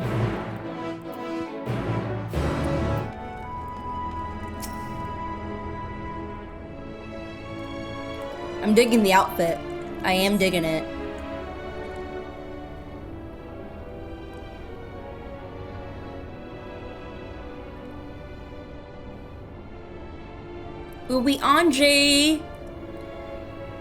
Urianger, I can hear the clap of your ass cheeks from here, uwu. Urianger is heading towards the entrance to the Bestow Burrow. Urianger, I can hear the claps all the way here, sir. Urianger, stop being sussy. I'm going to bite you.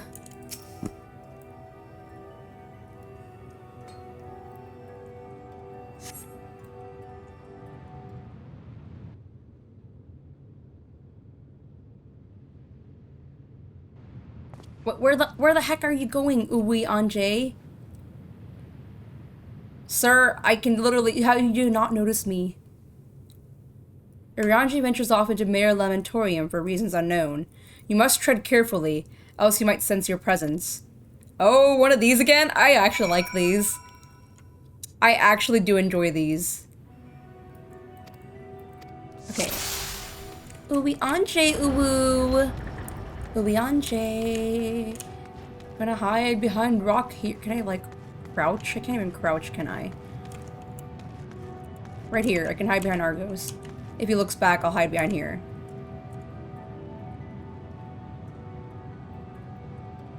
What the? Oh, okay, right there, right there. Heh.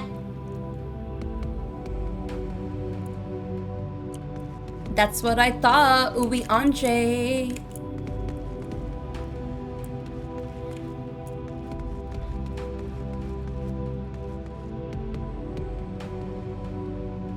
No, this is what I mean. I didn't like this quest at all. Really? These are fun. I actually genuinely enjoy these. Okay, he's going far. There's another rock there, but hold on, I'm gonna run up a bit. Oh, shoot. God dang it! No!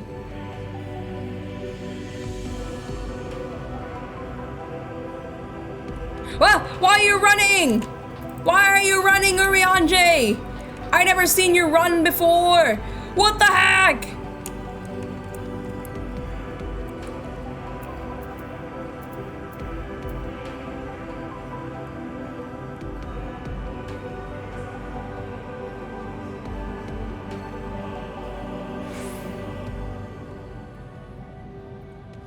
Damn it, you're gonna...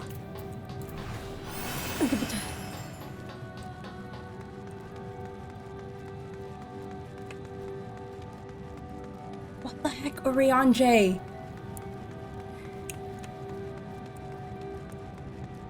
Oh, snap. Okay.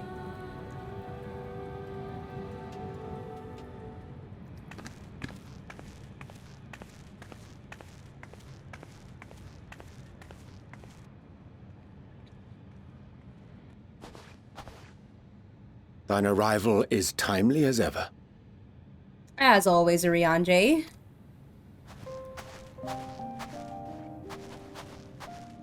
Thou didst chance to overhear my conversation with Living Way, I presume? Oh, were you expecting me? What was the point in you acting like that then, Urianger, if you were expecting me?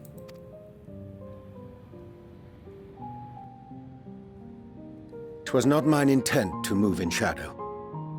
Nevertheless, I have been asked to do that and more yet again. I wonder if Urianger feels a little hurt every time he does that, though. I don't think he likes to keep secrets like that, but he has to hold it. He has to sometimes. Is it so plain that these strangers could intuit it at a glance? My capacity for silence and secrecy and duplicity? And Grahatir did contrive to deliver the first at the price of his own life. I was complicit in the scheme. A sacrifice averted for a mercy. Would that I could say the same for Minfilia. One life for one world.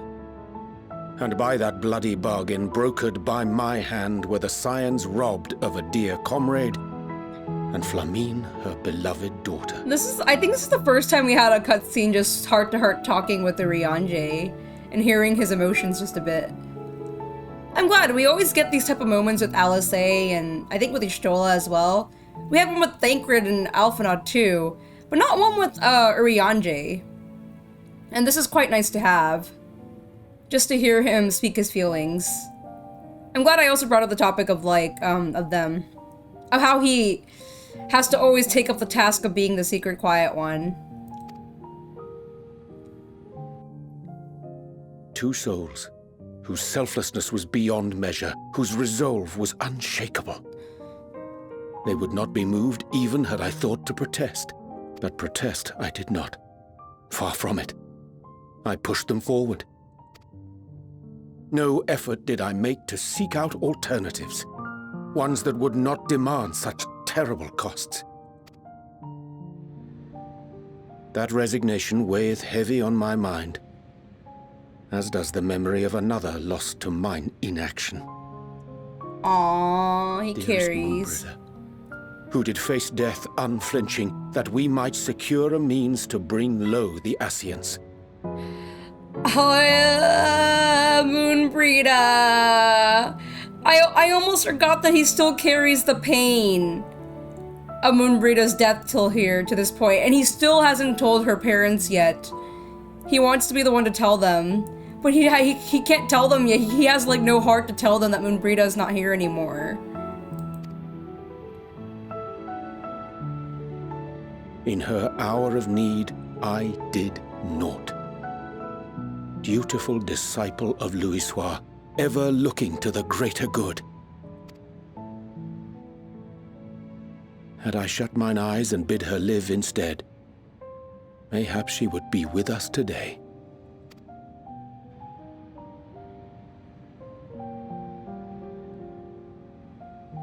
Selfish wants, born of everlasting regrets.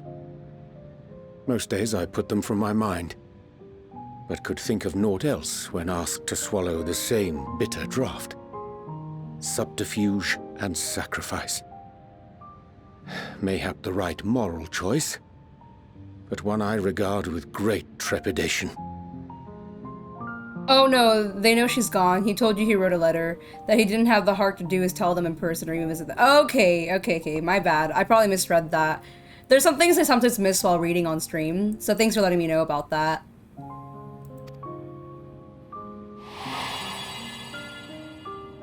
The calamity of Amurath was a tragedy beyond reckoning. One which must never again come to pass.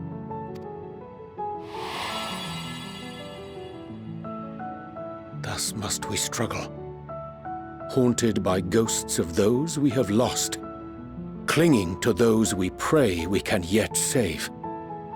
It would be kind of an a-hole move not to not tell them. True.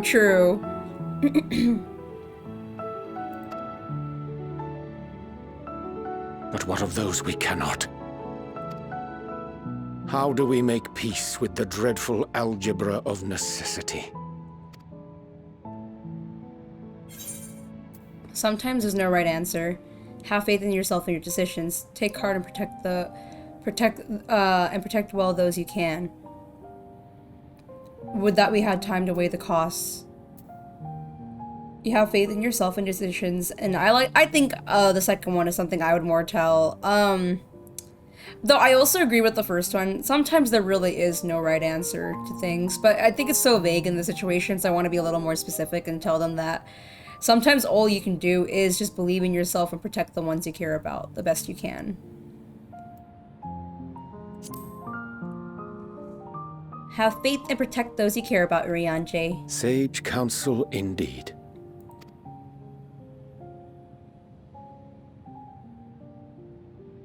I see.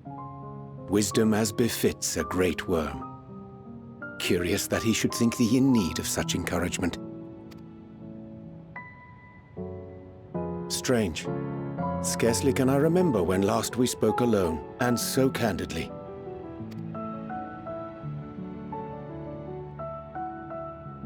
I thank thee. For all my supposed skill with words, I find it difficult to express such private thoughts. As for the Loporrit's proposition, I will take time and consider how to respond. 'Twould be to our mutual benefit if we could converse more openly with our aspiring caretakers. A concern I should be glad to address on the Scion's behalf. What's the thing y'all discussed then? Or is anything more? Is what I mean. To dispense with all pretense and bare one's heart to another is a frightening thing indeed. But we cannot move forward ere we take that bold first step. A lesson I have learned many times before. And today.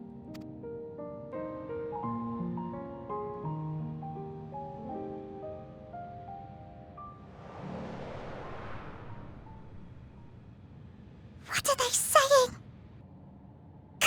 these ears. I've heard bugger all. Y'all being sneaky sneaks. No matter. We've got our plans.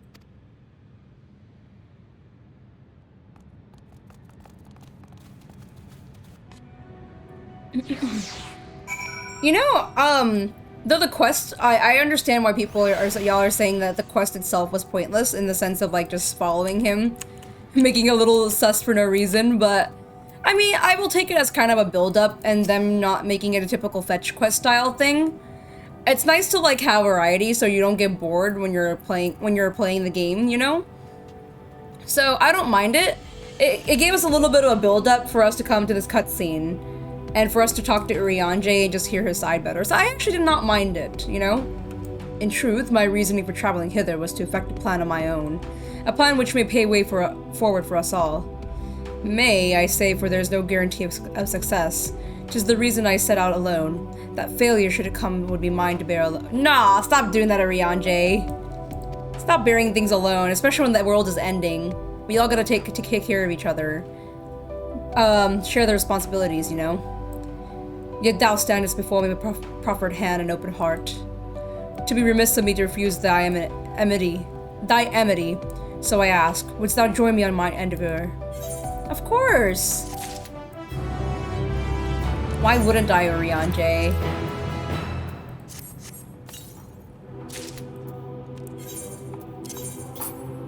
I think that was put over here, yeah.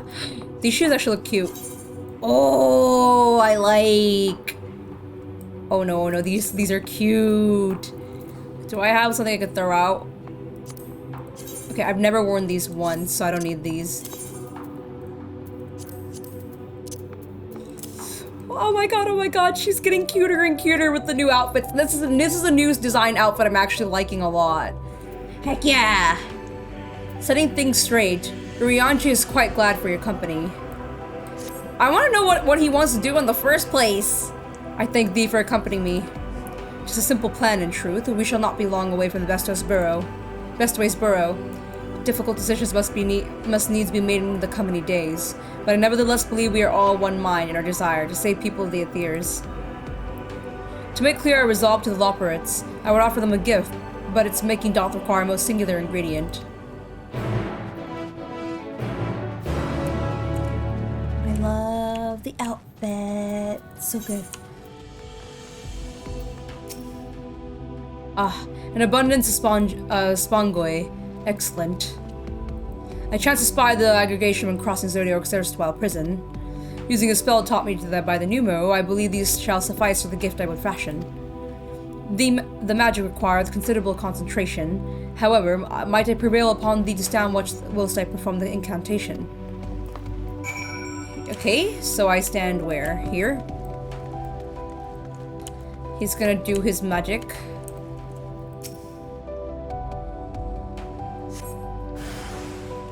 What's this? You're kinda cute. I don't want to hit you. Well, you're not doing anything to me. Oh, just kidding. You're kinda cute, though.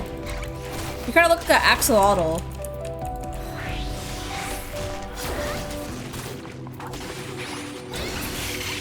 GG. Oh, are there more? Oh, there's more.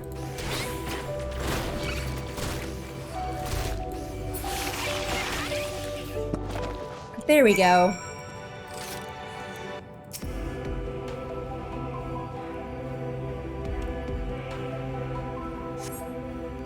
Surveying the nearby area, you see no sign of potential threats. This would be a good opportunity to see how Urianger is faring. Well, Urianger, you doing your incantation and stuff? I don't know. He's still not telling me what he's doing. Why does he always wait till the very... ... Urianger remains fixated on his work.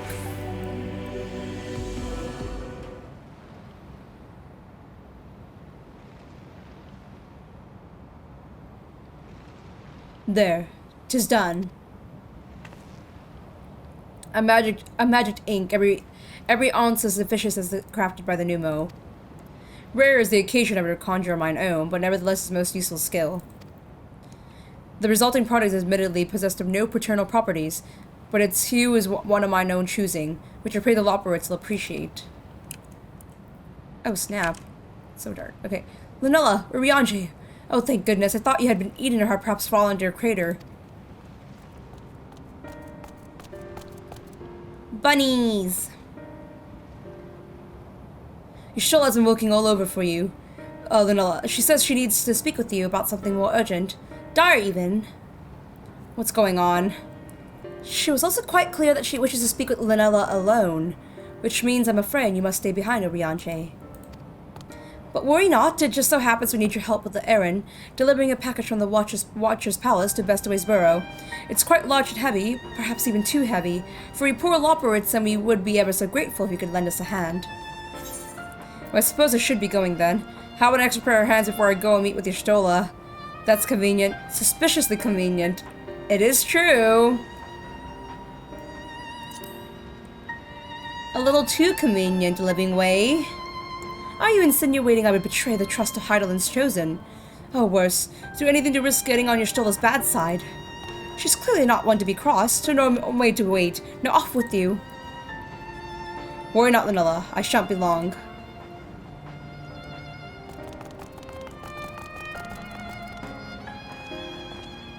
You still haven't told us anything, Urianger. I still don't know anything yet. Oh, her Ariane.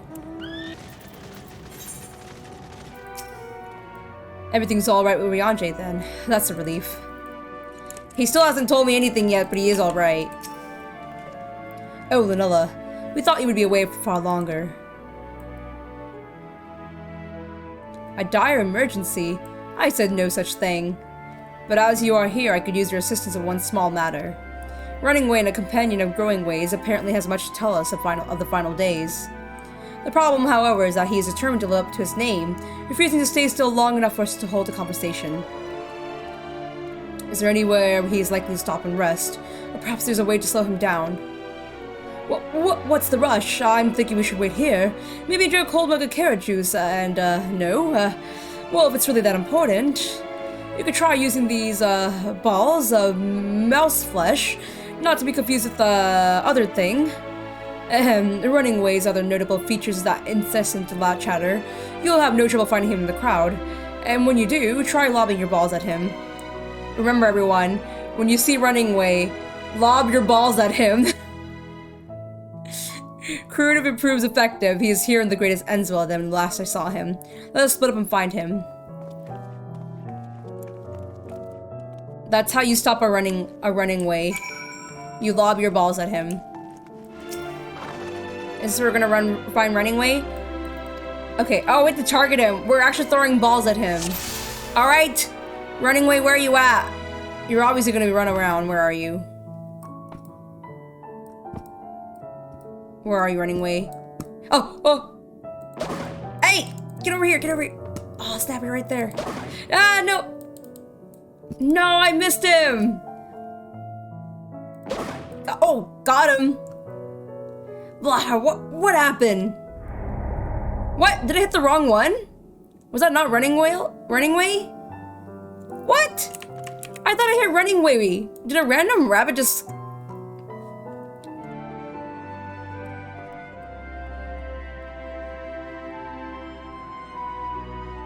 Oh, not Running Way?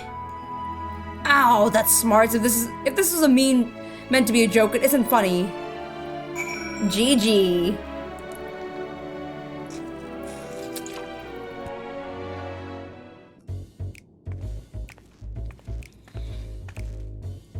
Sorry, I was kind of told to do that.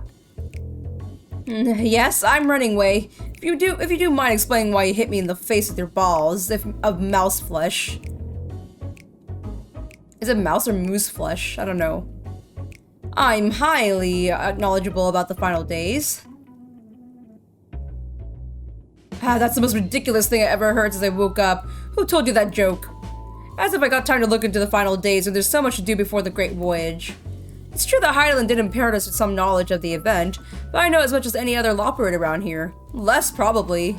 I don't know anyone who would think it's funny to go around telling people I'm an expert, but they better hope I don't get my paws on them.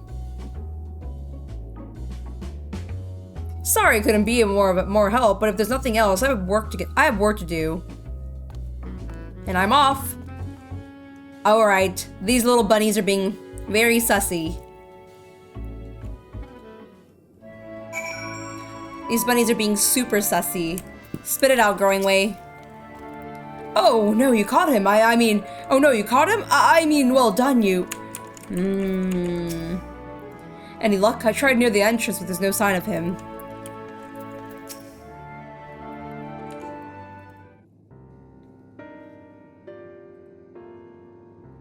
I could find neither hide nor hair of him. How do you fare?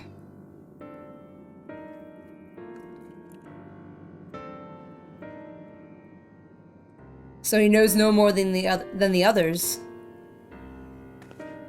Care to explain yourself, Growing Way? Well, you see, I misremembered. Yes, that's it, I misremembered. Terribly sorry about that. I'm afraid I'm drawing a blank, though. Try as I might, I can't remember who I was thinking of. On an unrelated note, what about Rianjay? I assume you spoke with him earlier, but did he say he'll be returning?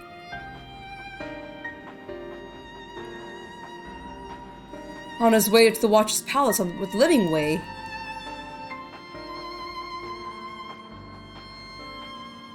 Between Growing Way's sudden lapse of memory and her lack of other leads, maybe our time we better spent lending Rianjay a hand. What? Now hold on a moment. It's all coming back to me. Yes, I remember. The information you're looking for is the archives. Yes, that's where you'll find all sorts of useful knowledge, including the pertaining to the final days. I don't think so. Sorry, Growing Way. It's time we move on.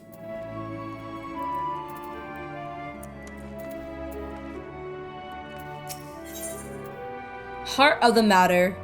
Growing Way is fidgeting with nervous energy, but it's from excitement or worry. I'm pretty sure they're hiding something. Heart of the matter. Growing Way is fidgeting with nervous energy, but is it from excitement or worry? Oh, what to do? I promised Living Way I would help, but... No, I promised to help, so that's what I'll do. The archives on the second floor of the main plaza. The eastern wing. Follow me.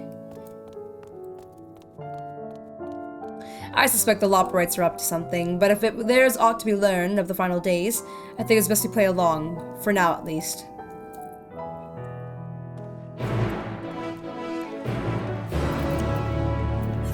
Agreed, Y'shtola. I realize there's no, like, mini Aetherites around here, are there? I didn't notice any if there were.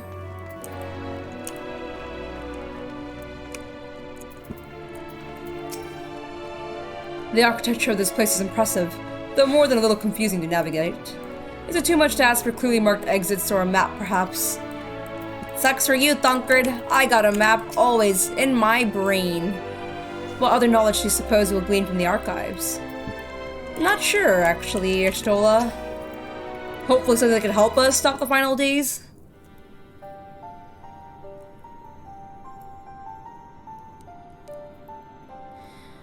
The archives are right through the store, but it seems to be locked.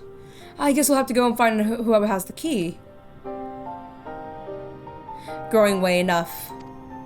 If you have naught else to tell us of the final days, you need only say so. We can ill afford to be wasting time here, as well as you know. Did you yourselves not tell us we must act quickly? Yes, we did, but the moon was to be a perfect paradise for the people of Aethers, and running out of time to make everything ready for their arrival. We hope you see the wonders we have to offer, but you found nothing but faults and flaws in our work. Only one of you saw our potential, so you others must be kept here. Ah, so that's Living Way's game. Runs us about in circles and failing that lock us away so we can't put the plan at risk. Everyone except Rianjay. He understands what is at stake and what must be done. I feel you misjudged us, Growing Way. Never have we decreed the notion of using the moon as means of an escape. That said, my heart breaks at the thought of abandoning Aethers and our reflections to their doom. If there is a way to avert the final days, I wish to find it. We all do. We may fail, but our efforts will never be at the expense of your plans. But why would you take that risk? Navi, welcome! How are you, Navi? Hope you're doing well. There's no room for ifs and maybes now. If the people of Ethereals escape here to the moon, they'll be safe and we'll finally get to see their happy, smiling faces. I'm sorry, but we can't let you leave. We can't. Oh, no. Do what you must, but try not to hurt them. I'll be back in a moment. Don't do anything rash while I'm gone.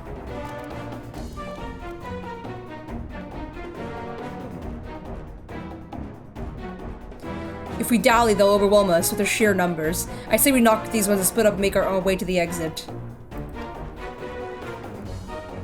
Agreed. Let us reconvene where Argos waits outside.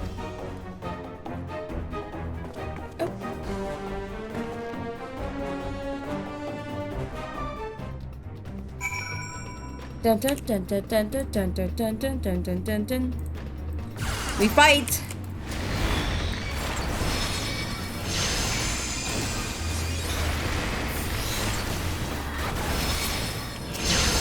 This is bunny on bunny crime right now. Lucy fighting them is bunny on bunny crime. This is straight up bunny on bunny crime.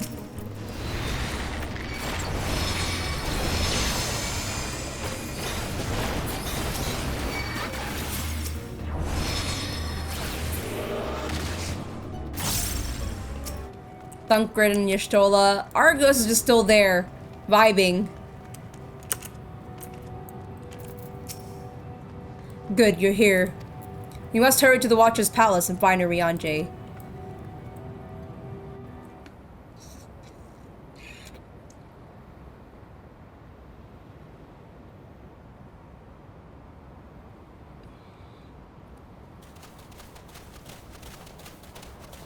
And what, pray tell, do we seek at the Watcher's Palace?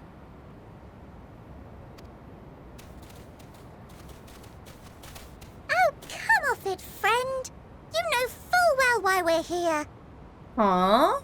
The time has come for you to return to Etheris and help your brethren prepare for their journey here and beyond. Forgive me, Living Way, but I cannot in good conscience proceed with this plan. Hold on. Why are they so adamant to having all of the civilization be moved here? We're trying to save our star, first of all. Our first goal is to try to save our star. Why would they be so adamant on that? We don't want to move here unless the final days actually do take us out.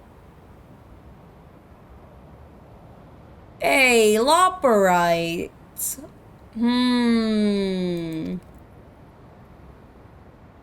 Huh?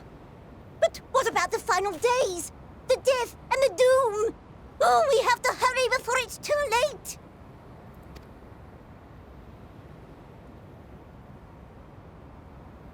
Your unflagging commitment to your duty is endearing, to say the least.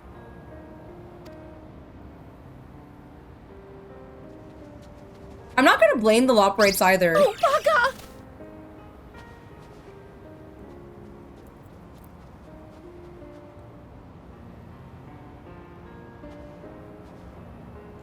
Be at ease. They bear you no grudge, nor do I. How could we, having come to understand your purpose? I was gonna say, I don't blame them either. I think it's what they're programmed to do, or like whatever they are being. They feel that's what they're programmed and what they're set to do, to help civilization come to the moon. That's what Hydaelyn instructed them to do. But why? Why did she instruct them to specifically only push them to bring civilization here? For millennia, you and yours worked tirelessly towards the singular purpose of this heavenly vessel's construction. An arduous feat by any measure. 'Tis clear you have spared no effort. Why, your very names are a testament to your dedication.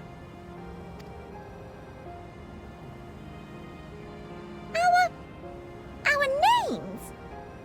I'm not sure I understand what you're getting at. Names are an expression of the self. A declaration of one's hopes and aspirations.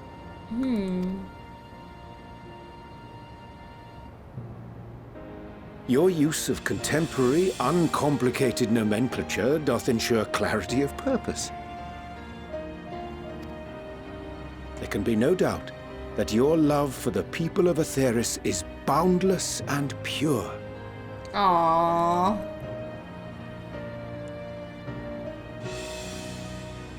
Yes! Yes! A most mellifluous phrasing! We Loporrits were born of Hydaelyn's love for Aetheris. That shining, shimmering blue jewel, brightest star in the sky, brimming with life and possibilities. Aww. For as long as I can remember, I've toiled in anticipation of the day when this vessel might be needed. All I've ever wanted was to meet those she cherished so dearly. To serve and serve well. Cute. That goes for all of us. Don't you see? So help us. Help us help them. Lead them here where we can keep them safe.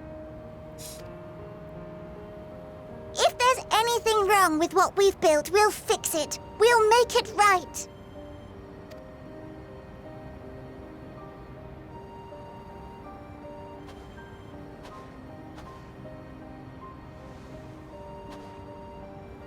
Your works want not for repair. Yet there remaineth much for you to learn of men, and your own kin besides. Singing Way, thy name bespeaketh more than the simple marriage of rhythm and rhyme. The songs of Aetheris are beyond counting, and span the length and breadth of emotion.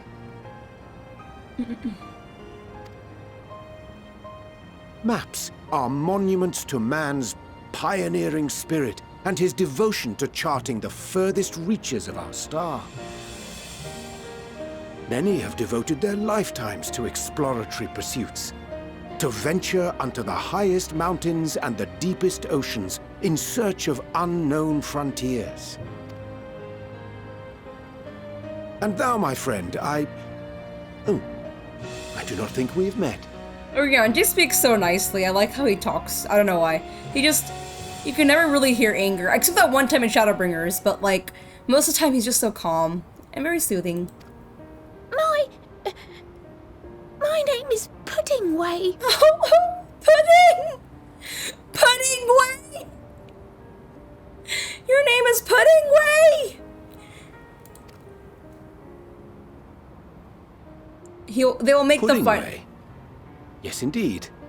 A name of deep and abiding significance, I'm sure. But one perhaps better communicated through delicious deeds than tasteless words. I know, Pudding Way is my absolute favorite. Goodbye, what's his name? I already forgot the name of the one we were running with. Forgotten Way. Goodbye, Forgotten Way. Pudding Way is my bestie. Pudding Way is my favorite bunny. My favorite Loporrite is Pudding Way.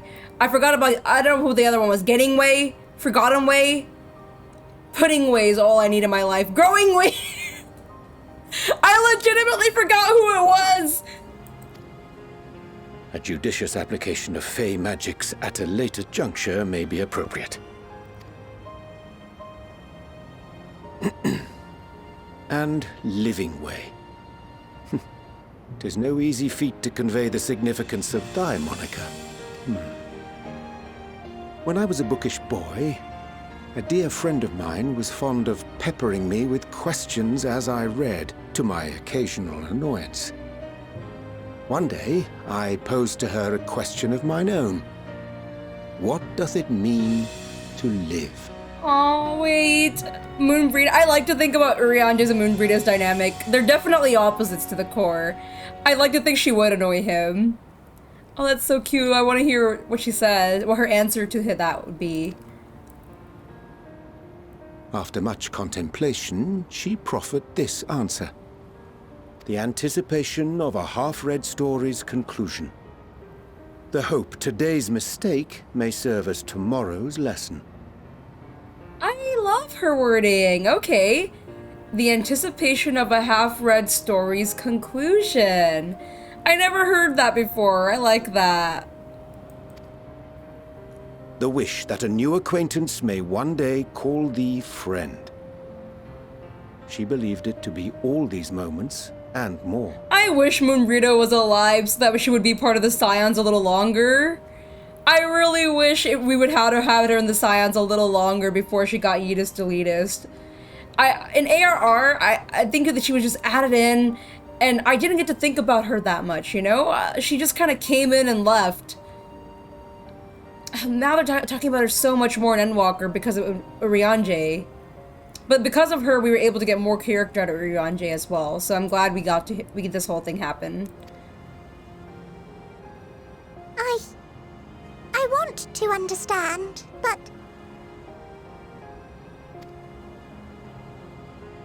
I, too, still labor to find mine own answer. 'Twould be my pleasure to assist you and yours in embarking on a journey of self-discovery and enlightenment.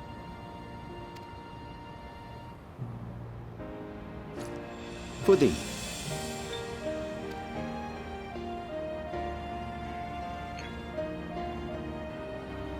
Ink as blue as the waters of Aetheris. Made in haste, though I assure thee, the quality has not suffered for it. The people need not be persuaded by honeyed words. Nay, I have faith they shall do what is right in due course. Until they do, I beg your patience, friends. And with that ink, let us fill the empty pages of Living Way's compendium. Aww. An open exchange of ideas will surely afford you all a better understanding of modern man, and with it, ideas for improvements and renovations. But more importantly, it shall empower us to together find a way forward.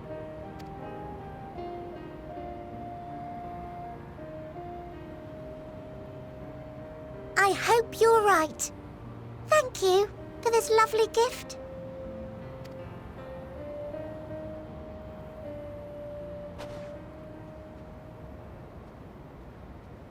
There you have it.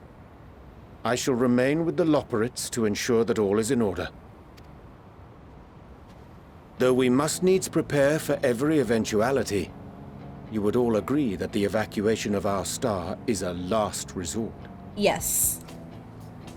I agree. To accept failure is to accept the demise not only of our star, but that of Raine's, of all reflections, and the souls that call them home. Oh, he knew Thancred was thinking about Raine. I'm glad he mentioned. Which is why I have every faith that you shall fight to the last, that such drastic measures may prove unnecessary. Should the worst come to the worst, and I pray deeply that it won't, I'll take comfort in knowing preparations were made under your watchful eye. Aye, thou mayest be assured that if calamity cometh, not a soul will be left behind, if being the operative term. Oh, it's beaming orange. For what, passion? We're all passionate, right? Excuse me, Shadow Ween Moon. Ween Moon, this flower, that flower, how it came into your possession. Heidelin gave it to me.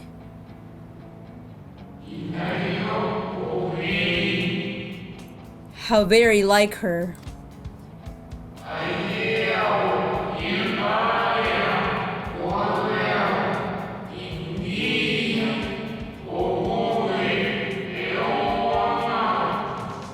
Guided by its light, you may come to know her true intentions. Intentions which remain a mystery even to us.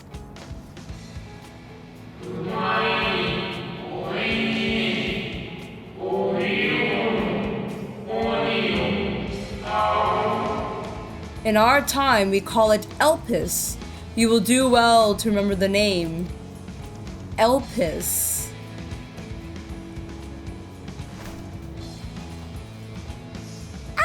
I hate to interrupt, but I feel like I need to make amends for all the secrecy. Think nothing of it. We haven't been the most gracious of guests. Do convey our apologies to Growingway and the others. But of course! And when next we welcome more guests from Aetheris, we'll have learned to be much more hospitable hosts. No, I actually don't want to know the meaning right now. I'll wait before I want to... I think we'll get to it later. We just figured out what... We just heard of the word Elpis, so we'll wait.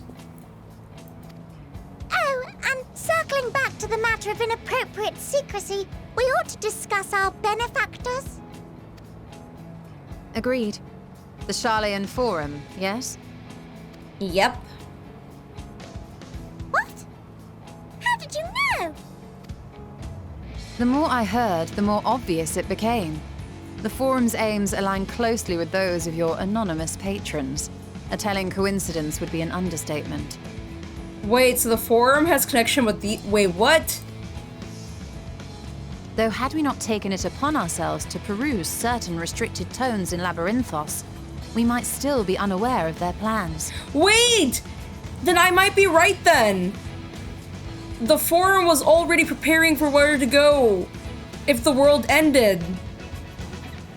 I said it so many streams back that it seems like they're just preparing a lot of things in case the world ends.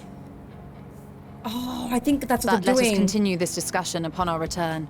I dare say we have kept Alphino and the others waiting long enough.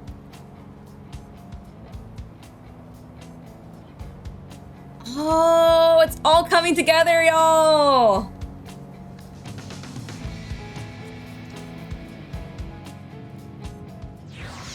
Everything from the beginning is all coming together now. What the Forum was up to the moon. I'm curious to how, if we are right. Sinus Lacarentum. Okay, wait, no, I'm not taking that right now. Okay, Living Way. Well, that was rather embarrassing, wasn't it? At least we're on the same page now, people and atheists. We'll say both, or at least give it a good try. Make sure everyone listens to Urianja, would you? Tell Growing we look forward to our next walk together. You'll all pretty sure we're an excitable bunch.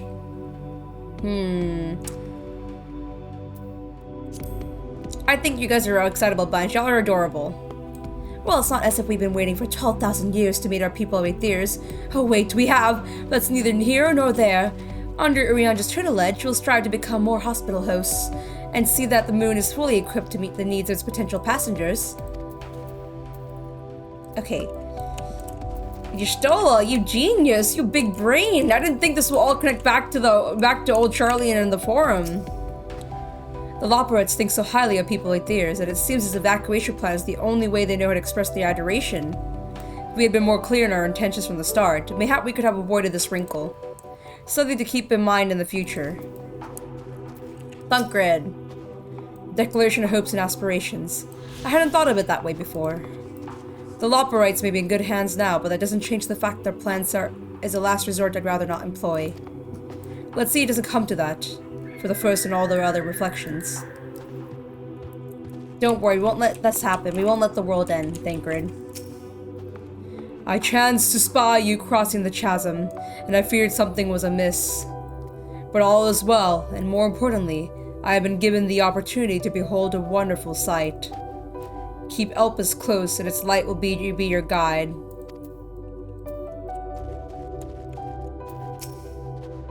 Twas a relief to see Living Ways was pleased with my gift of ink. To serve and serve well, though their knowledge may be lacking, their boundless love is a blessing without peer. It will be no easy task to prepare them for what must needs to be done, but gladly do I embrace this duty, even if it doth necessitate that we part ways for a time. Forgive me my absence, but I have the utmost faith in you, and our fellow scions when I next return to Aethers. I pray I find you all in good health and good spirits. Bye, Urianja! I'm gonna miss Urianja. Bye, friend. We're just having a group hug. We all hug. We all hug. Straight up, we just hug Urianja. Returning home. Your excursion on the moon concluded. Y'shtola is keen to return to Aethers. With the Loporets in Urianja's capable hands, we needn't worry about affairs here in our absence. Knowing now the face of their earthly collaborators, there is much to discuss with Alphanot and the others. Let us return to the Tower of Babel. Our battle of the star will soon begin in the earnest, and we must be prepared. You're caught up with me now, I can't- Wait, Zeph, I thought you finished up, Endwalker. I thought you finished Endwalker on your main. We're gonna meet Thancred at the Nether Gate. And right here, Tower of Babel. Okay, this is where we stopped. I'd forgotten how cold it was here in Garlemald. A testament to the Lopperid's ingenuity that I felt no such discomfort in the moon. Thancred? Gods, I can scarcely believe we went to the moon and back. But we'll have time to reflect on that later. Right now, we need to head back to Camp Broken Glass and deliver a thoroughly detailed report to Lucia. I'd like very much to know how everyone is getting on here as well. They'd only just begun to treat the tempered prisoners when we left. I share your curiosity, but warning our allies of the final days is of greater importance. I speak not only the contingent, of course. The heads of the state of every nation must know what we have learned. We know not of where we were in the matter of the final days. We will begin to manifest, so we might see that everyone is prepared. Agreed, though we may wish to stress the importance of discretion, lest the public be sent into panic. Not that anyone in position of responsibility should need to be told as much, but it bears repeating. Anyway, first things first, to Camp Broken Glass. Are you telling me we just went all the way here, just to go back to Camp Broken... What was the point? What was the point of that whole trip? Lucia, we're back. I got a new outfit too while I was there. It's good to see you all. Well, I'll see you all again. No worse for your lunar adventure, I hope. We've done what we can for now, and believe me, we intend to tell you all about it. But before we go, might you tell us what became of Garlemald in our absence? We succeeded in subduing the tempered inside the Tower of Babel. We took many alive, but combined with those who were already in our custody, the number requiring care has grown exponentially. The inclement conditions here have made it difficult, if not impossible, to treat them all here. And so we petitioned the aid of all the allied nations. Some are understandably hesitant to proffer assistance, particularly those that were but recently subject to imperial occupation. That said, several others have agreed to grant them refuge for treatment. With the assistance of your fellow scions, we endeavor them safely transported and subsequently cured for the tempering. Will all the tempered be relocated? Not at all, no. We have sufficient shelter to attend to those whose treatment has begun. Enough healers who volunteer to remain until their patients are recovered. Euless is the one such patient, though he's not yet fit to receive visitors. Truth be told, it was a miracle he and those in his company were not harmed in the chaos. If not for Alpha and Alice's timely assistance, I dare say none of them would be with us today. Thank God! I would be so sad if Euless got taken up by that. In light of recent developments, we have the Alliance leaders come to any decisions regarding Garlemald. Given the tremendous ramifications of what happened here, it will take time to determine what must be done. In the meantime, they intend to work with the Eastern Alliance to keep a close watch over the provinces. We have other use to share. Shortly after the Anima was defeated, we received reports that each and every tower has vanished. For our mercy, the process is apparently not quite as violent as you experienced at Thabnir. Those who were trapped within them have been rescued and are receiving treatment. To hasten this endeavor, the beast tribes have received instruction to the magics needed to cure the tempering. Master Matoya is no doubt thrilled the Mother Porxia affords her so many visitors. Yes, we are grateful for her ongoing efforts, as well as those of her comrades near and far. As for the contingent, several members have been granted leave to return to their homelands after the transfer of Tempered has been completed. Lucia and I will remain along with a small force to continue offering aid to those here in Garlemald. The Empire may be no more, but there are yet those who can call these lands home. I believe that accounts for recent events here. Sort of the moon and the Telephoroi.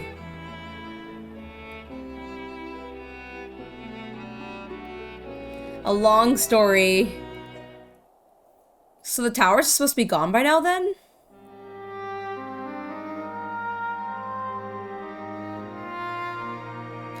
The final days. Gods, I prayed your victory would mark the end of our troubles.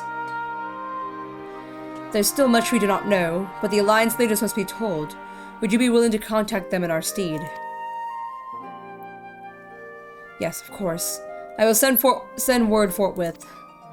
We'll also release your fellow Scions from their present duties, that they may return to Sharlayan.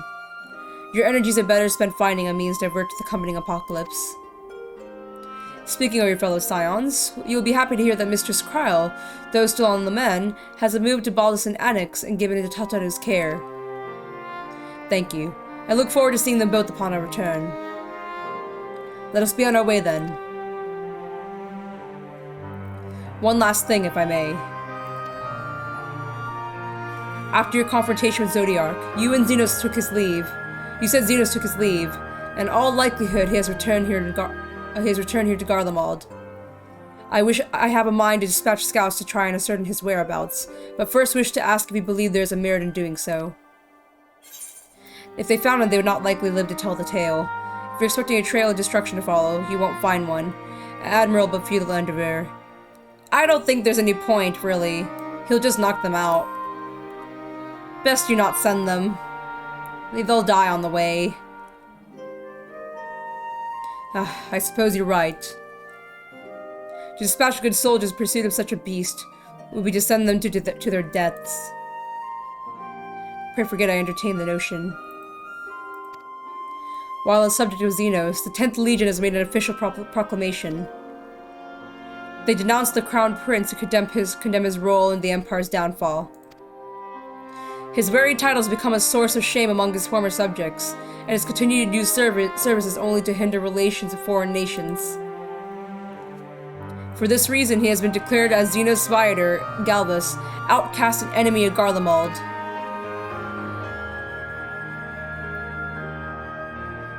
Fendaniel's no more, and now his own people turn against him. It seems he's not but his bloodlust to keep him company. Better than that an army to see it stated. At any rate, I will not keep you longer. I pray you safe passage back to Sharlayan. So Xenos has no one on his side anymore. It's as Maxima mentioned. He legit only relies on his bloodlust now.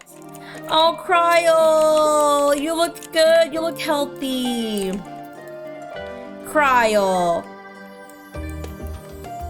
Tataru? Oh, it's good to see you. And free for the Chillblains, I take it. You'll be pleased to know everything's been kept in order since you've been away. I even brought a few useful knickknacks with me from the back home. But no sooner had they arrived when I received the word of Kryle in poor health. And you on the moon! If you meant to give me a fright, you succeeded. Sorry, Tataru. Sorry to worry you as always. Welcome back, Lunella. We were so terribly worried about you. Though it is plain I've caused my own fair share of worry, and for that I apologize. Hydaelyn called to me that day when you entered the Tower of Babel. Her pleas were faint but desperate. I knew at once she required a vessel to carry out her will. What came after feels like a dream barely remembered, my body flowing through a life stream toward Garlemald. When I regained consciousness, I was all aches and frostbite, exhausted of aether. So exhausted, in fact. I could only laugh, for it was in that moment I understood Raha's weariness in Tower of Zot. With that, I could laugh at a time like this, though we prevented Zodiark from being unleashed upon the world. I am curious to know what else took place there on the moon. A lot of things, Kryle. Have you heard of a Loppet before? Perhaps you should wait for the others to join us before you give your account. Let us reconvene in the main hall once they arrived. Alright, to the main hall it is.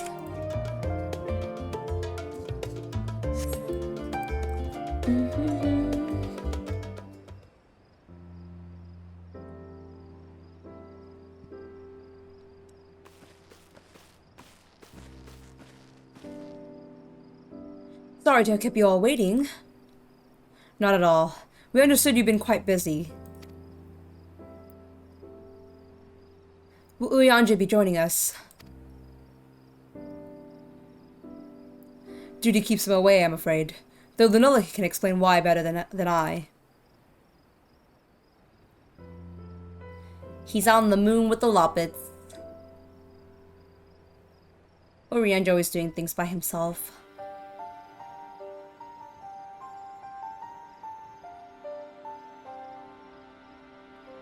The final days, as befell Amarat. And we are to escape via the moon. What are the source and its reflections? I have no intention of standing by while the world falls to ruin. So how do we stop this? Unfortunately, we have no answers at the present. If the celestial currents have grown stagnant, as was the case in all time of Amarat, the solution would be to alter the flow of aether throughout the entirety of the star.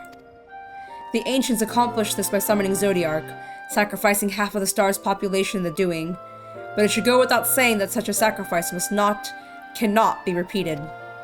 Which leaves us with the daunting task of identifying the underlying catalyst for the final days, a feat which even the Amaratines could not accomplish. Unfortunately, we found no clues in Mare Lamentorium.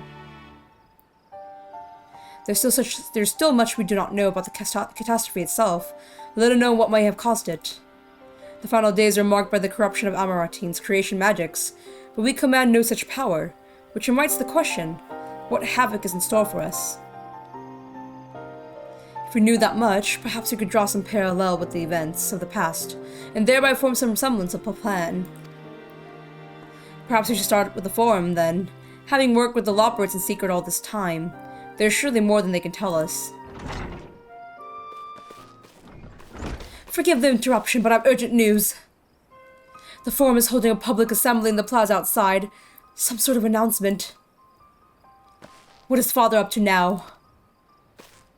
There's only one way to find out.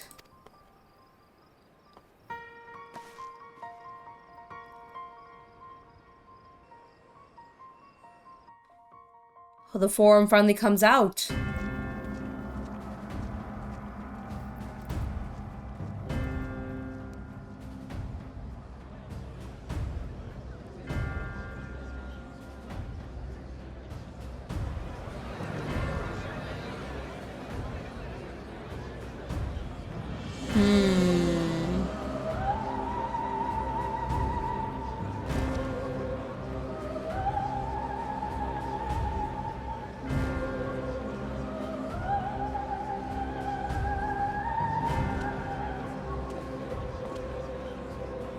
Order! Order, I say!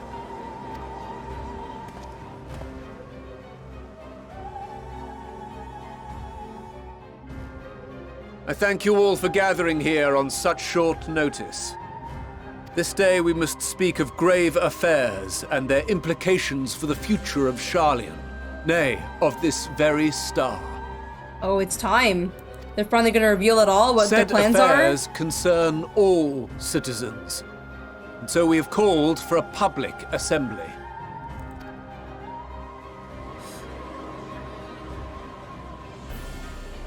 You may have heard rumors of the Talopheroi and the havoc these madmen wreak abroad.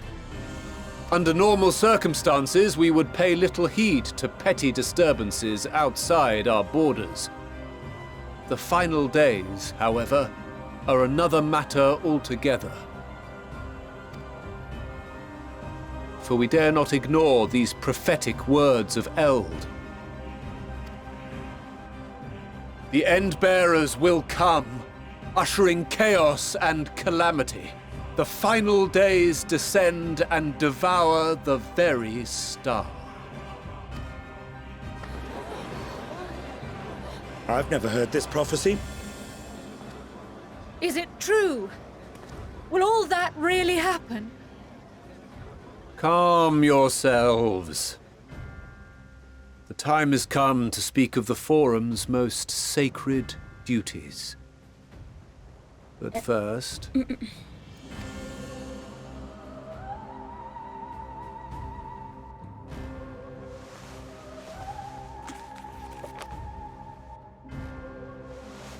Give voice to the voiceless.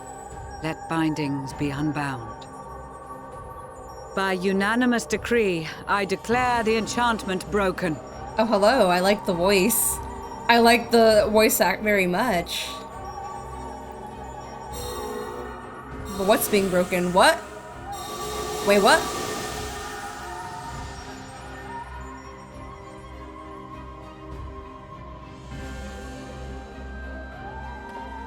What enchantment. Master Le Veilleur, if you would. Very well.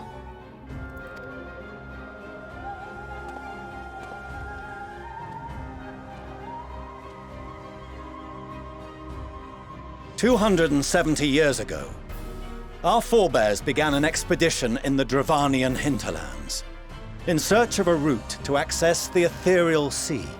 This much is public knowledge.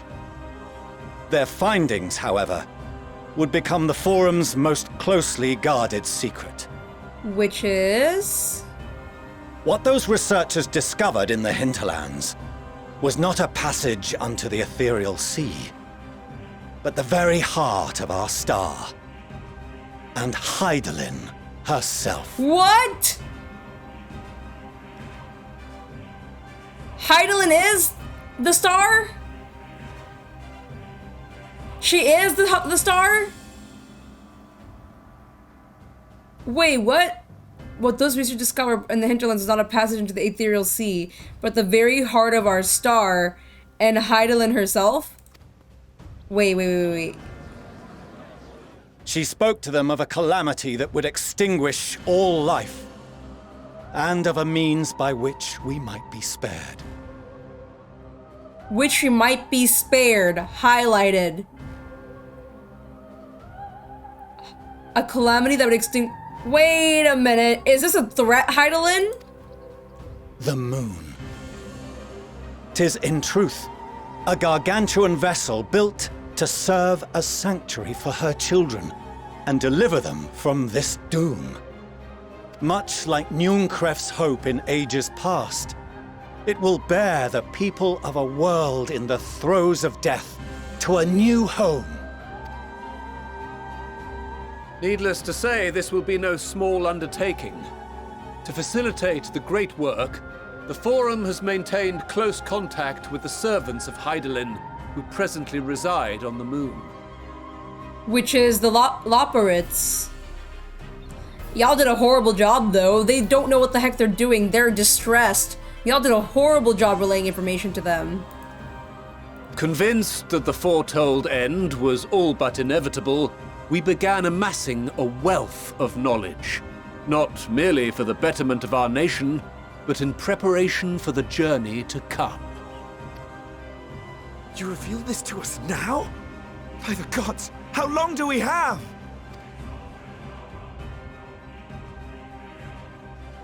While we cannot say with certainty, we believe the hour to be nigh. We received a transmission from the moon suggesting as much not long ago.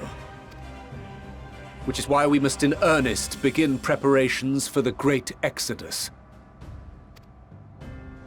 For his impressive contributions, and the leadership he demonstrated during our withdrawal from Dravania, we have elected Master Le Veilleur to oversee this initiative. Oh snap, it's gonna be literally Fellow kids versus scribes dad. and scholars, my countrymen, we face a threat of unprecedented scale. Oh my gosh. We must challenge the trials before us with composure and conviction if we are to find salvation. The wisdom of Sharlayan has ever been a shining beacon in the darkness, and so it shall continue to be. It is our solemn charge to see our heritage preserved for future generations. For those who will come after, we will brave a new frontier.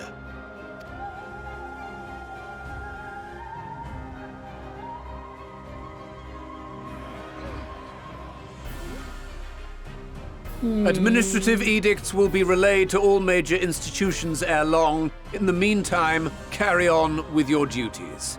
With that, I hereby call this assembly to a close.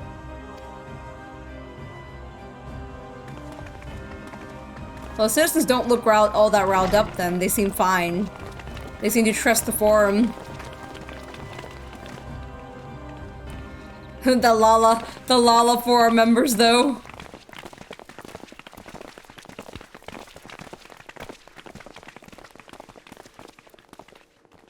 Do you remember what Mother told us when we visited home?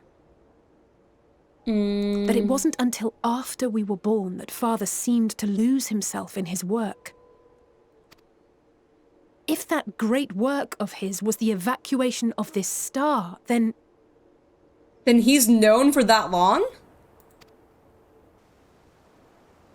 Yes. It wasn't for his benefit.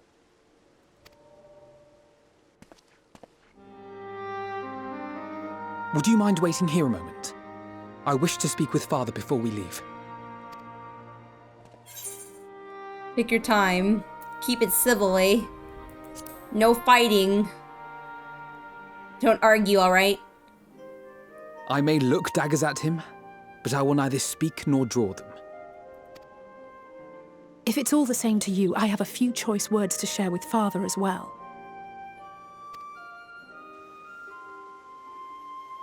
Everything he wanted them to be safe.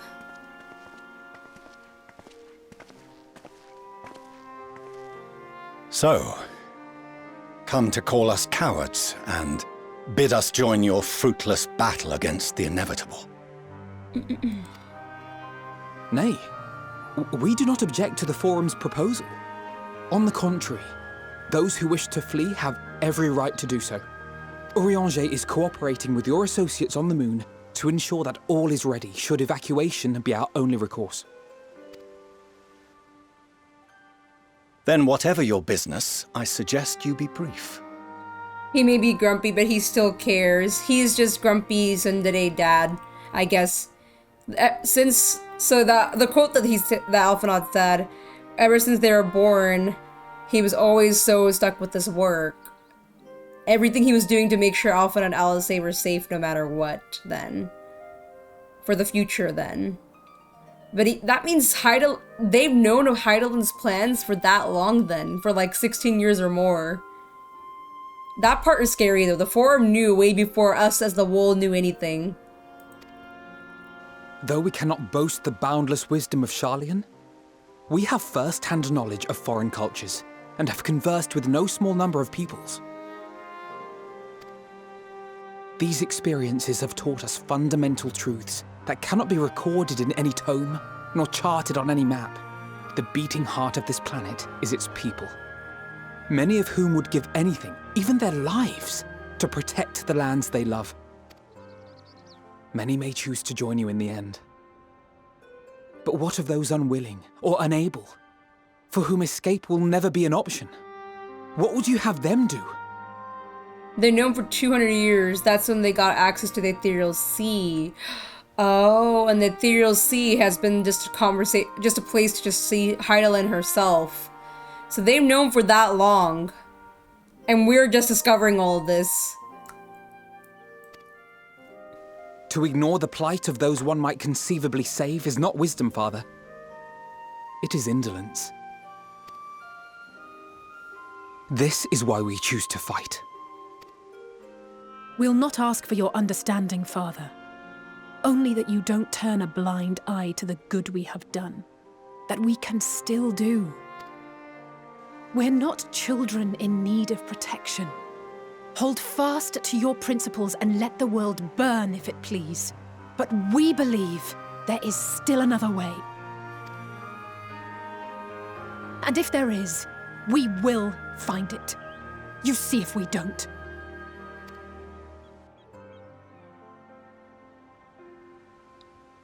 Is he tearing up? I can't tell. Do as you will. Just stay out of our way. Man, why don't you just say what you actually feel, Fortunalland? Fortnite? Why don't you just tell them how you actually feel?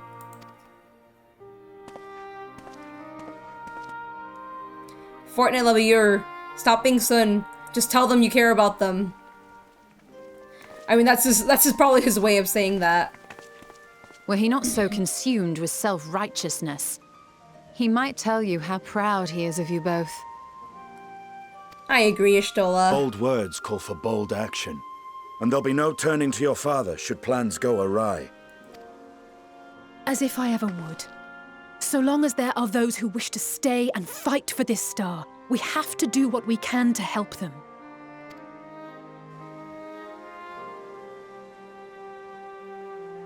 And if we're to do that, we'll need to be well rested. Wouldn't you agree?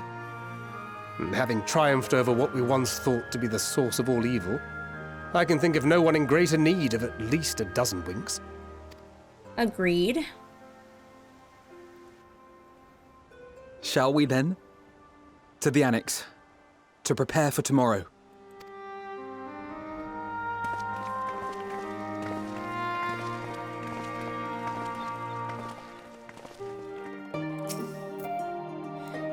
Moukala tells me that the Forum made a rather momentous announcement, so there has to be a great exodus, is there? I'm reminded of my narrow escape from the Isle of All, the realization, the running, the mixture of relief and regret after. Why me? I asked myself. Why me? Why us? Why now? Why wonder? There's no use fretting over the cosmic morality and lack thereof. We're here, and we'll get through this together. And who knows, maybe luck will rub off and grant everyone a narrow escape. There's no harm in him in praying for as much. Oh, but that's enough of my rambling. I'm sure you're exhausted. Your chamber awaits. Do, do, do, do, do.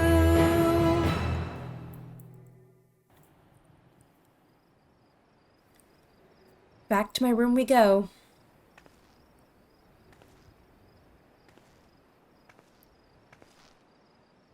Looking at that moon that we were on just a few minutes, like 30 minutes ago.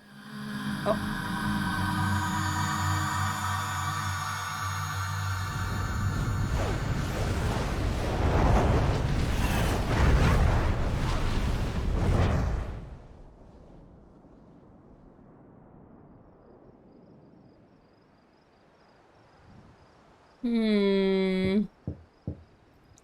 We keep seeing those things.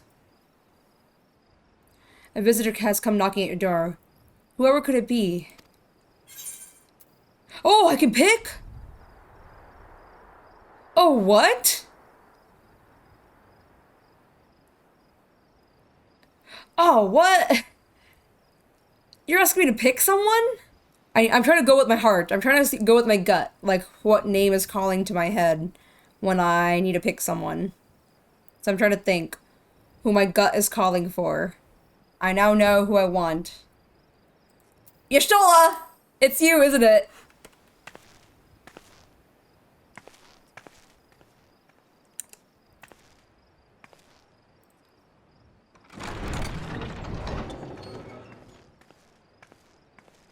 You're still awake. Good.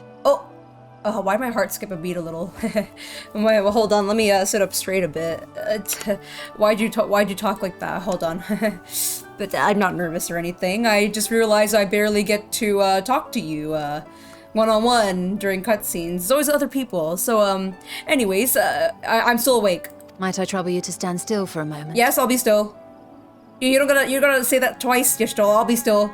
Very still, if you want me to.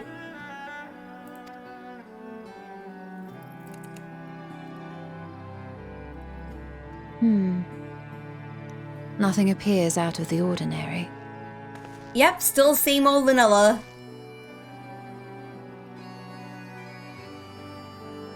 A precautionary measure. You will recall that serving as a vessel for abundant light in the first very nearly ended poorly. True. In your recent battle on the moon, you were almost certainly exposed to similar, if not greater, forces. Fortunately, from what I can see, you and your ether are none the worse for wear. Would that Raine were here to confirm my assessment. To think you actually found yourself in a direct confrontation with Zodiark. As if Xenos gallivanting about in your body was not misfortune enough. Did you so grossly offend every single deity in a past life that they saw fit to place a curse upon your soul? Forgive me. That was in poor taste. I recall vividly how battered and broken it was in the depths of Amarot. Would that you could have seen it with your own eyes. Mayhap then you would understand why the greater part of me is glad you did not. It was a horror beyond description. I've never seen Y'shtola this emotional in my life. I want you to know that. I've never seen her so worried and concerned in my life. Excuse me, Y'shtola opening up to me right now is destroying me in the best way possible. Oh no. Oh no. Oh no. I might fall in love with Y'shtola again. Promise me you will be careful. That you will seek my counsel if you feel unwell. Yes, I will. I'll always be well. I promise. That puts my heart at ease, if only a touch. I suspect it will grow colder as the night wears on, so do be sure to stay warm. Yes, yes, Mommy. Sleep well. May the shadows keep you. Oh, isn't that what they did back in Ratika, right? That's cute that she still kept that a part of her. But that's it. Wait, we could talk a little more.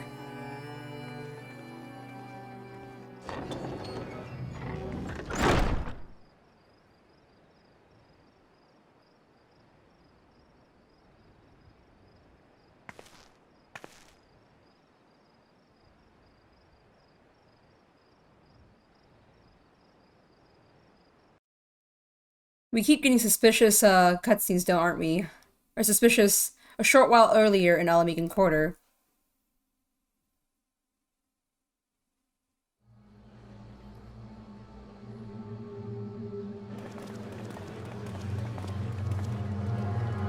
What's happening?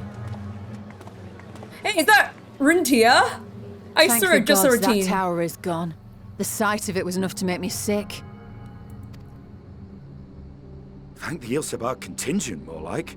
Word is, they fought their way into Garlemald and toppled the bloody thing themselves. Not just the one, neither. All the towers have up and vanished. I heard the same. Commander Aldin and his troops helped keep casualties to a minimum, too.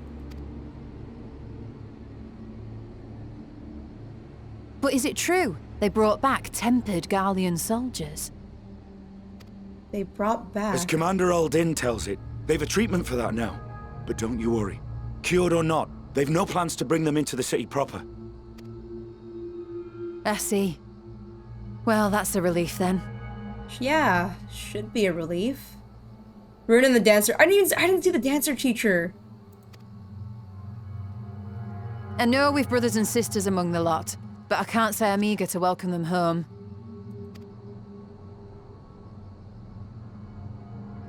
Wanted to think about it for a while yet. They're to be looked after in Alagana for the time being.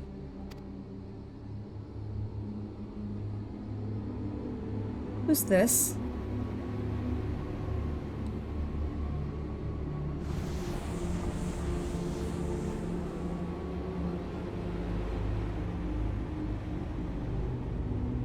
What's happening? Meanwhile in Ishgard. I don't like this OST playing right now.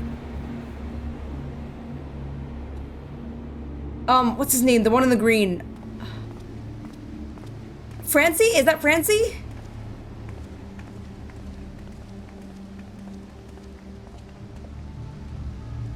Aaronville! Oh, and look, it's Sid and the baby from Dark Knight Quest. Another day, another commission of paramount importance. What do you think all the way here in Ishgard, though, Aaronville? Aren't you cold, though? Well, what have we here?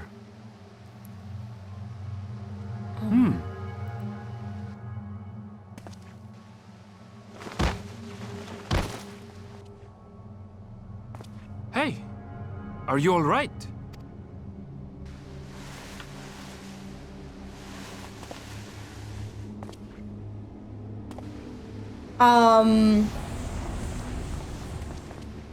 Was that?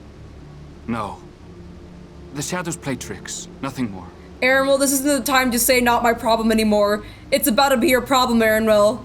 It's about to be your problem.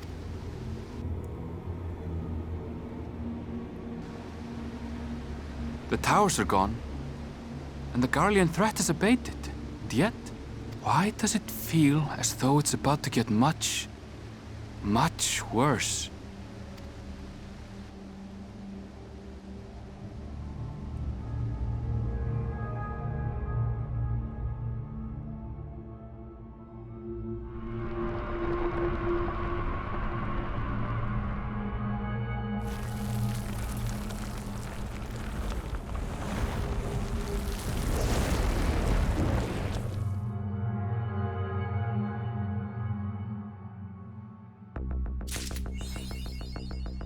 What? Why the...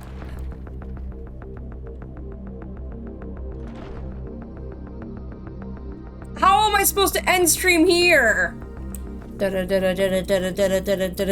Thank you all so much for joining me on stream today. We went a little longer than I usually do. Like Aaron Will said, it's about to get much, much worse, right?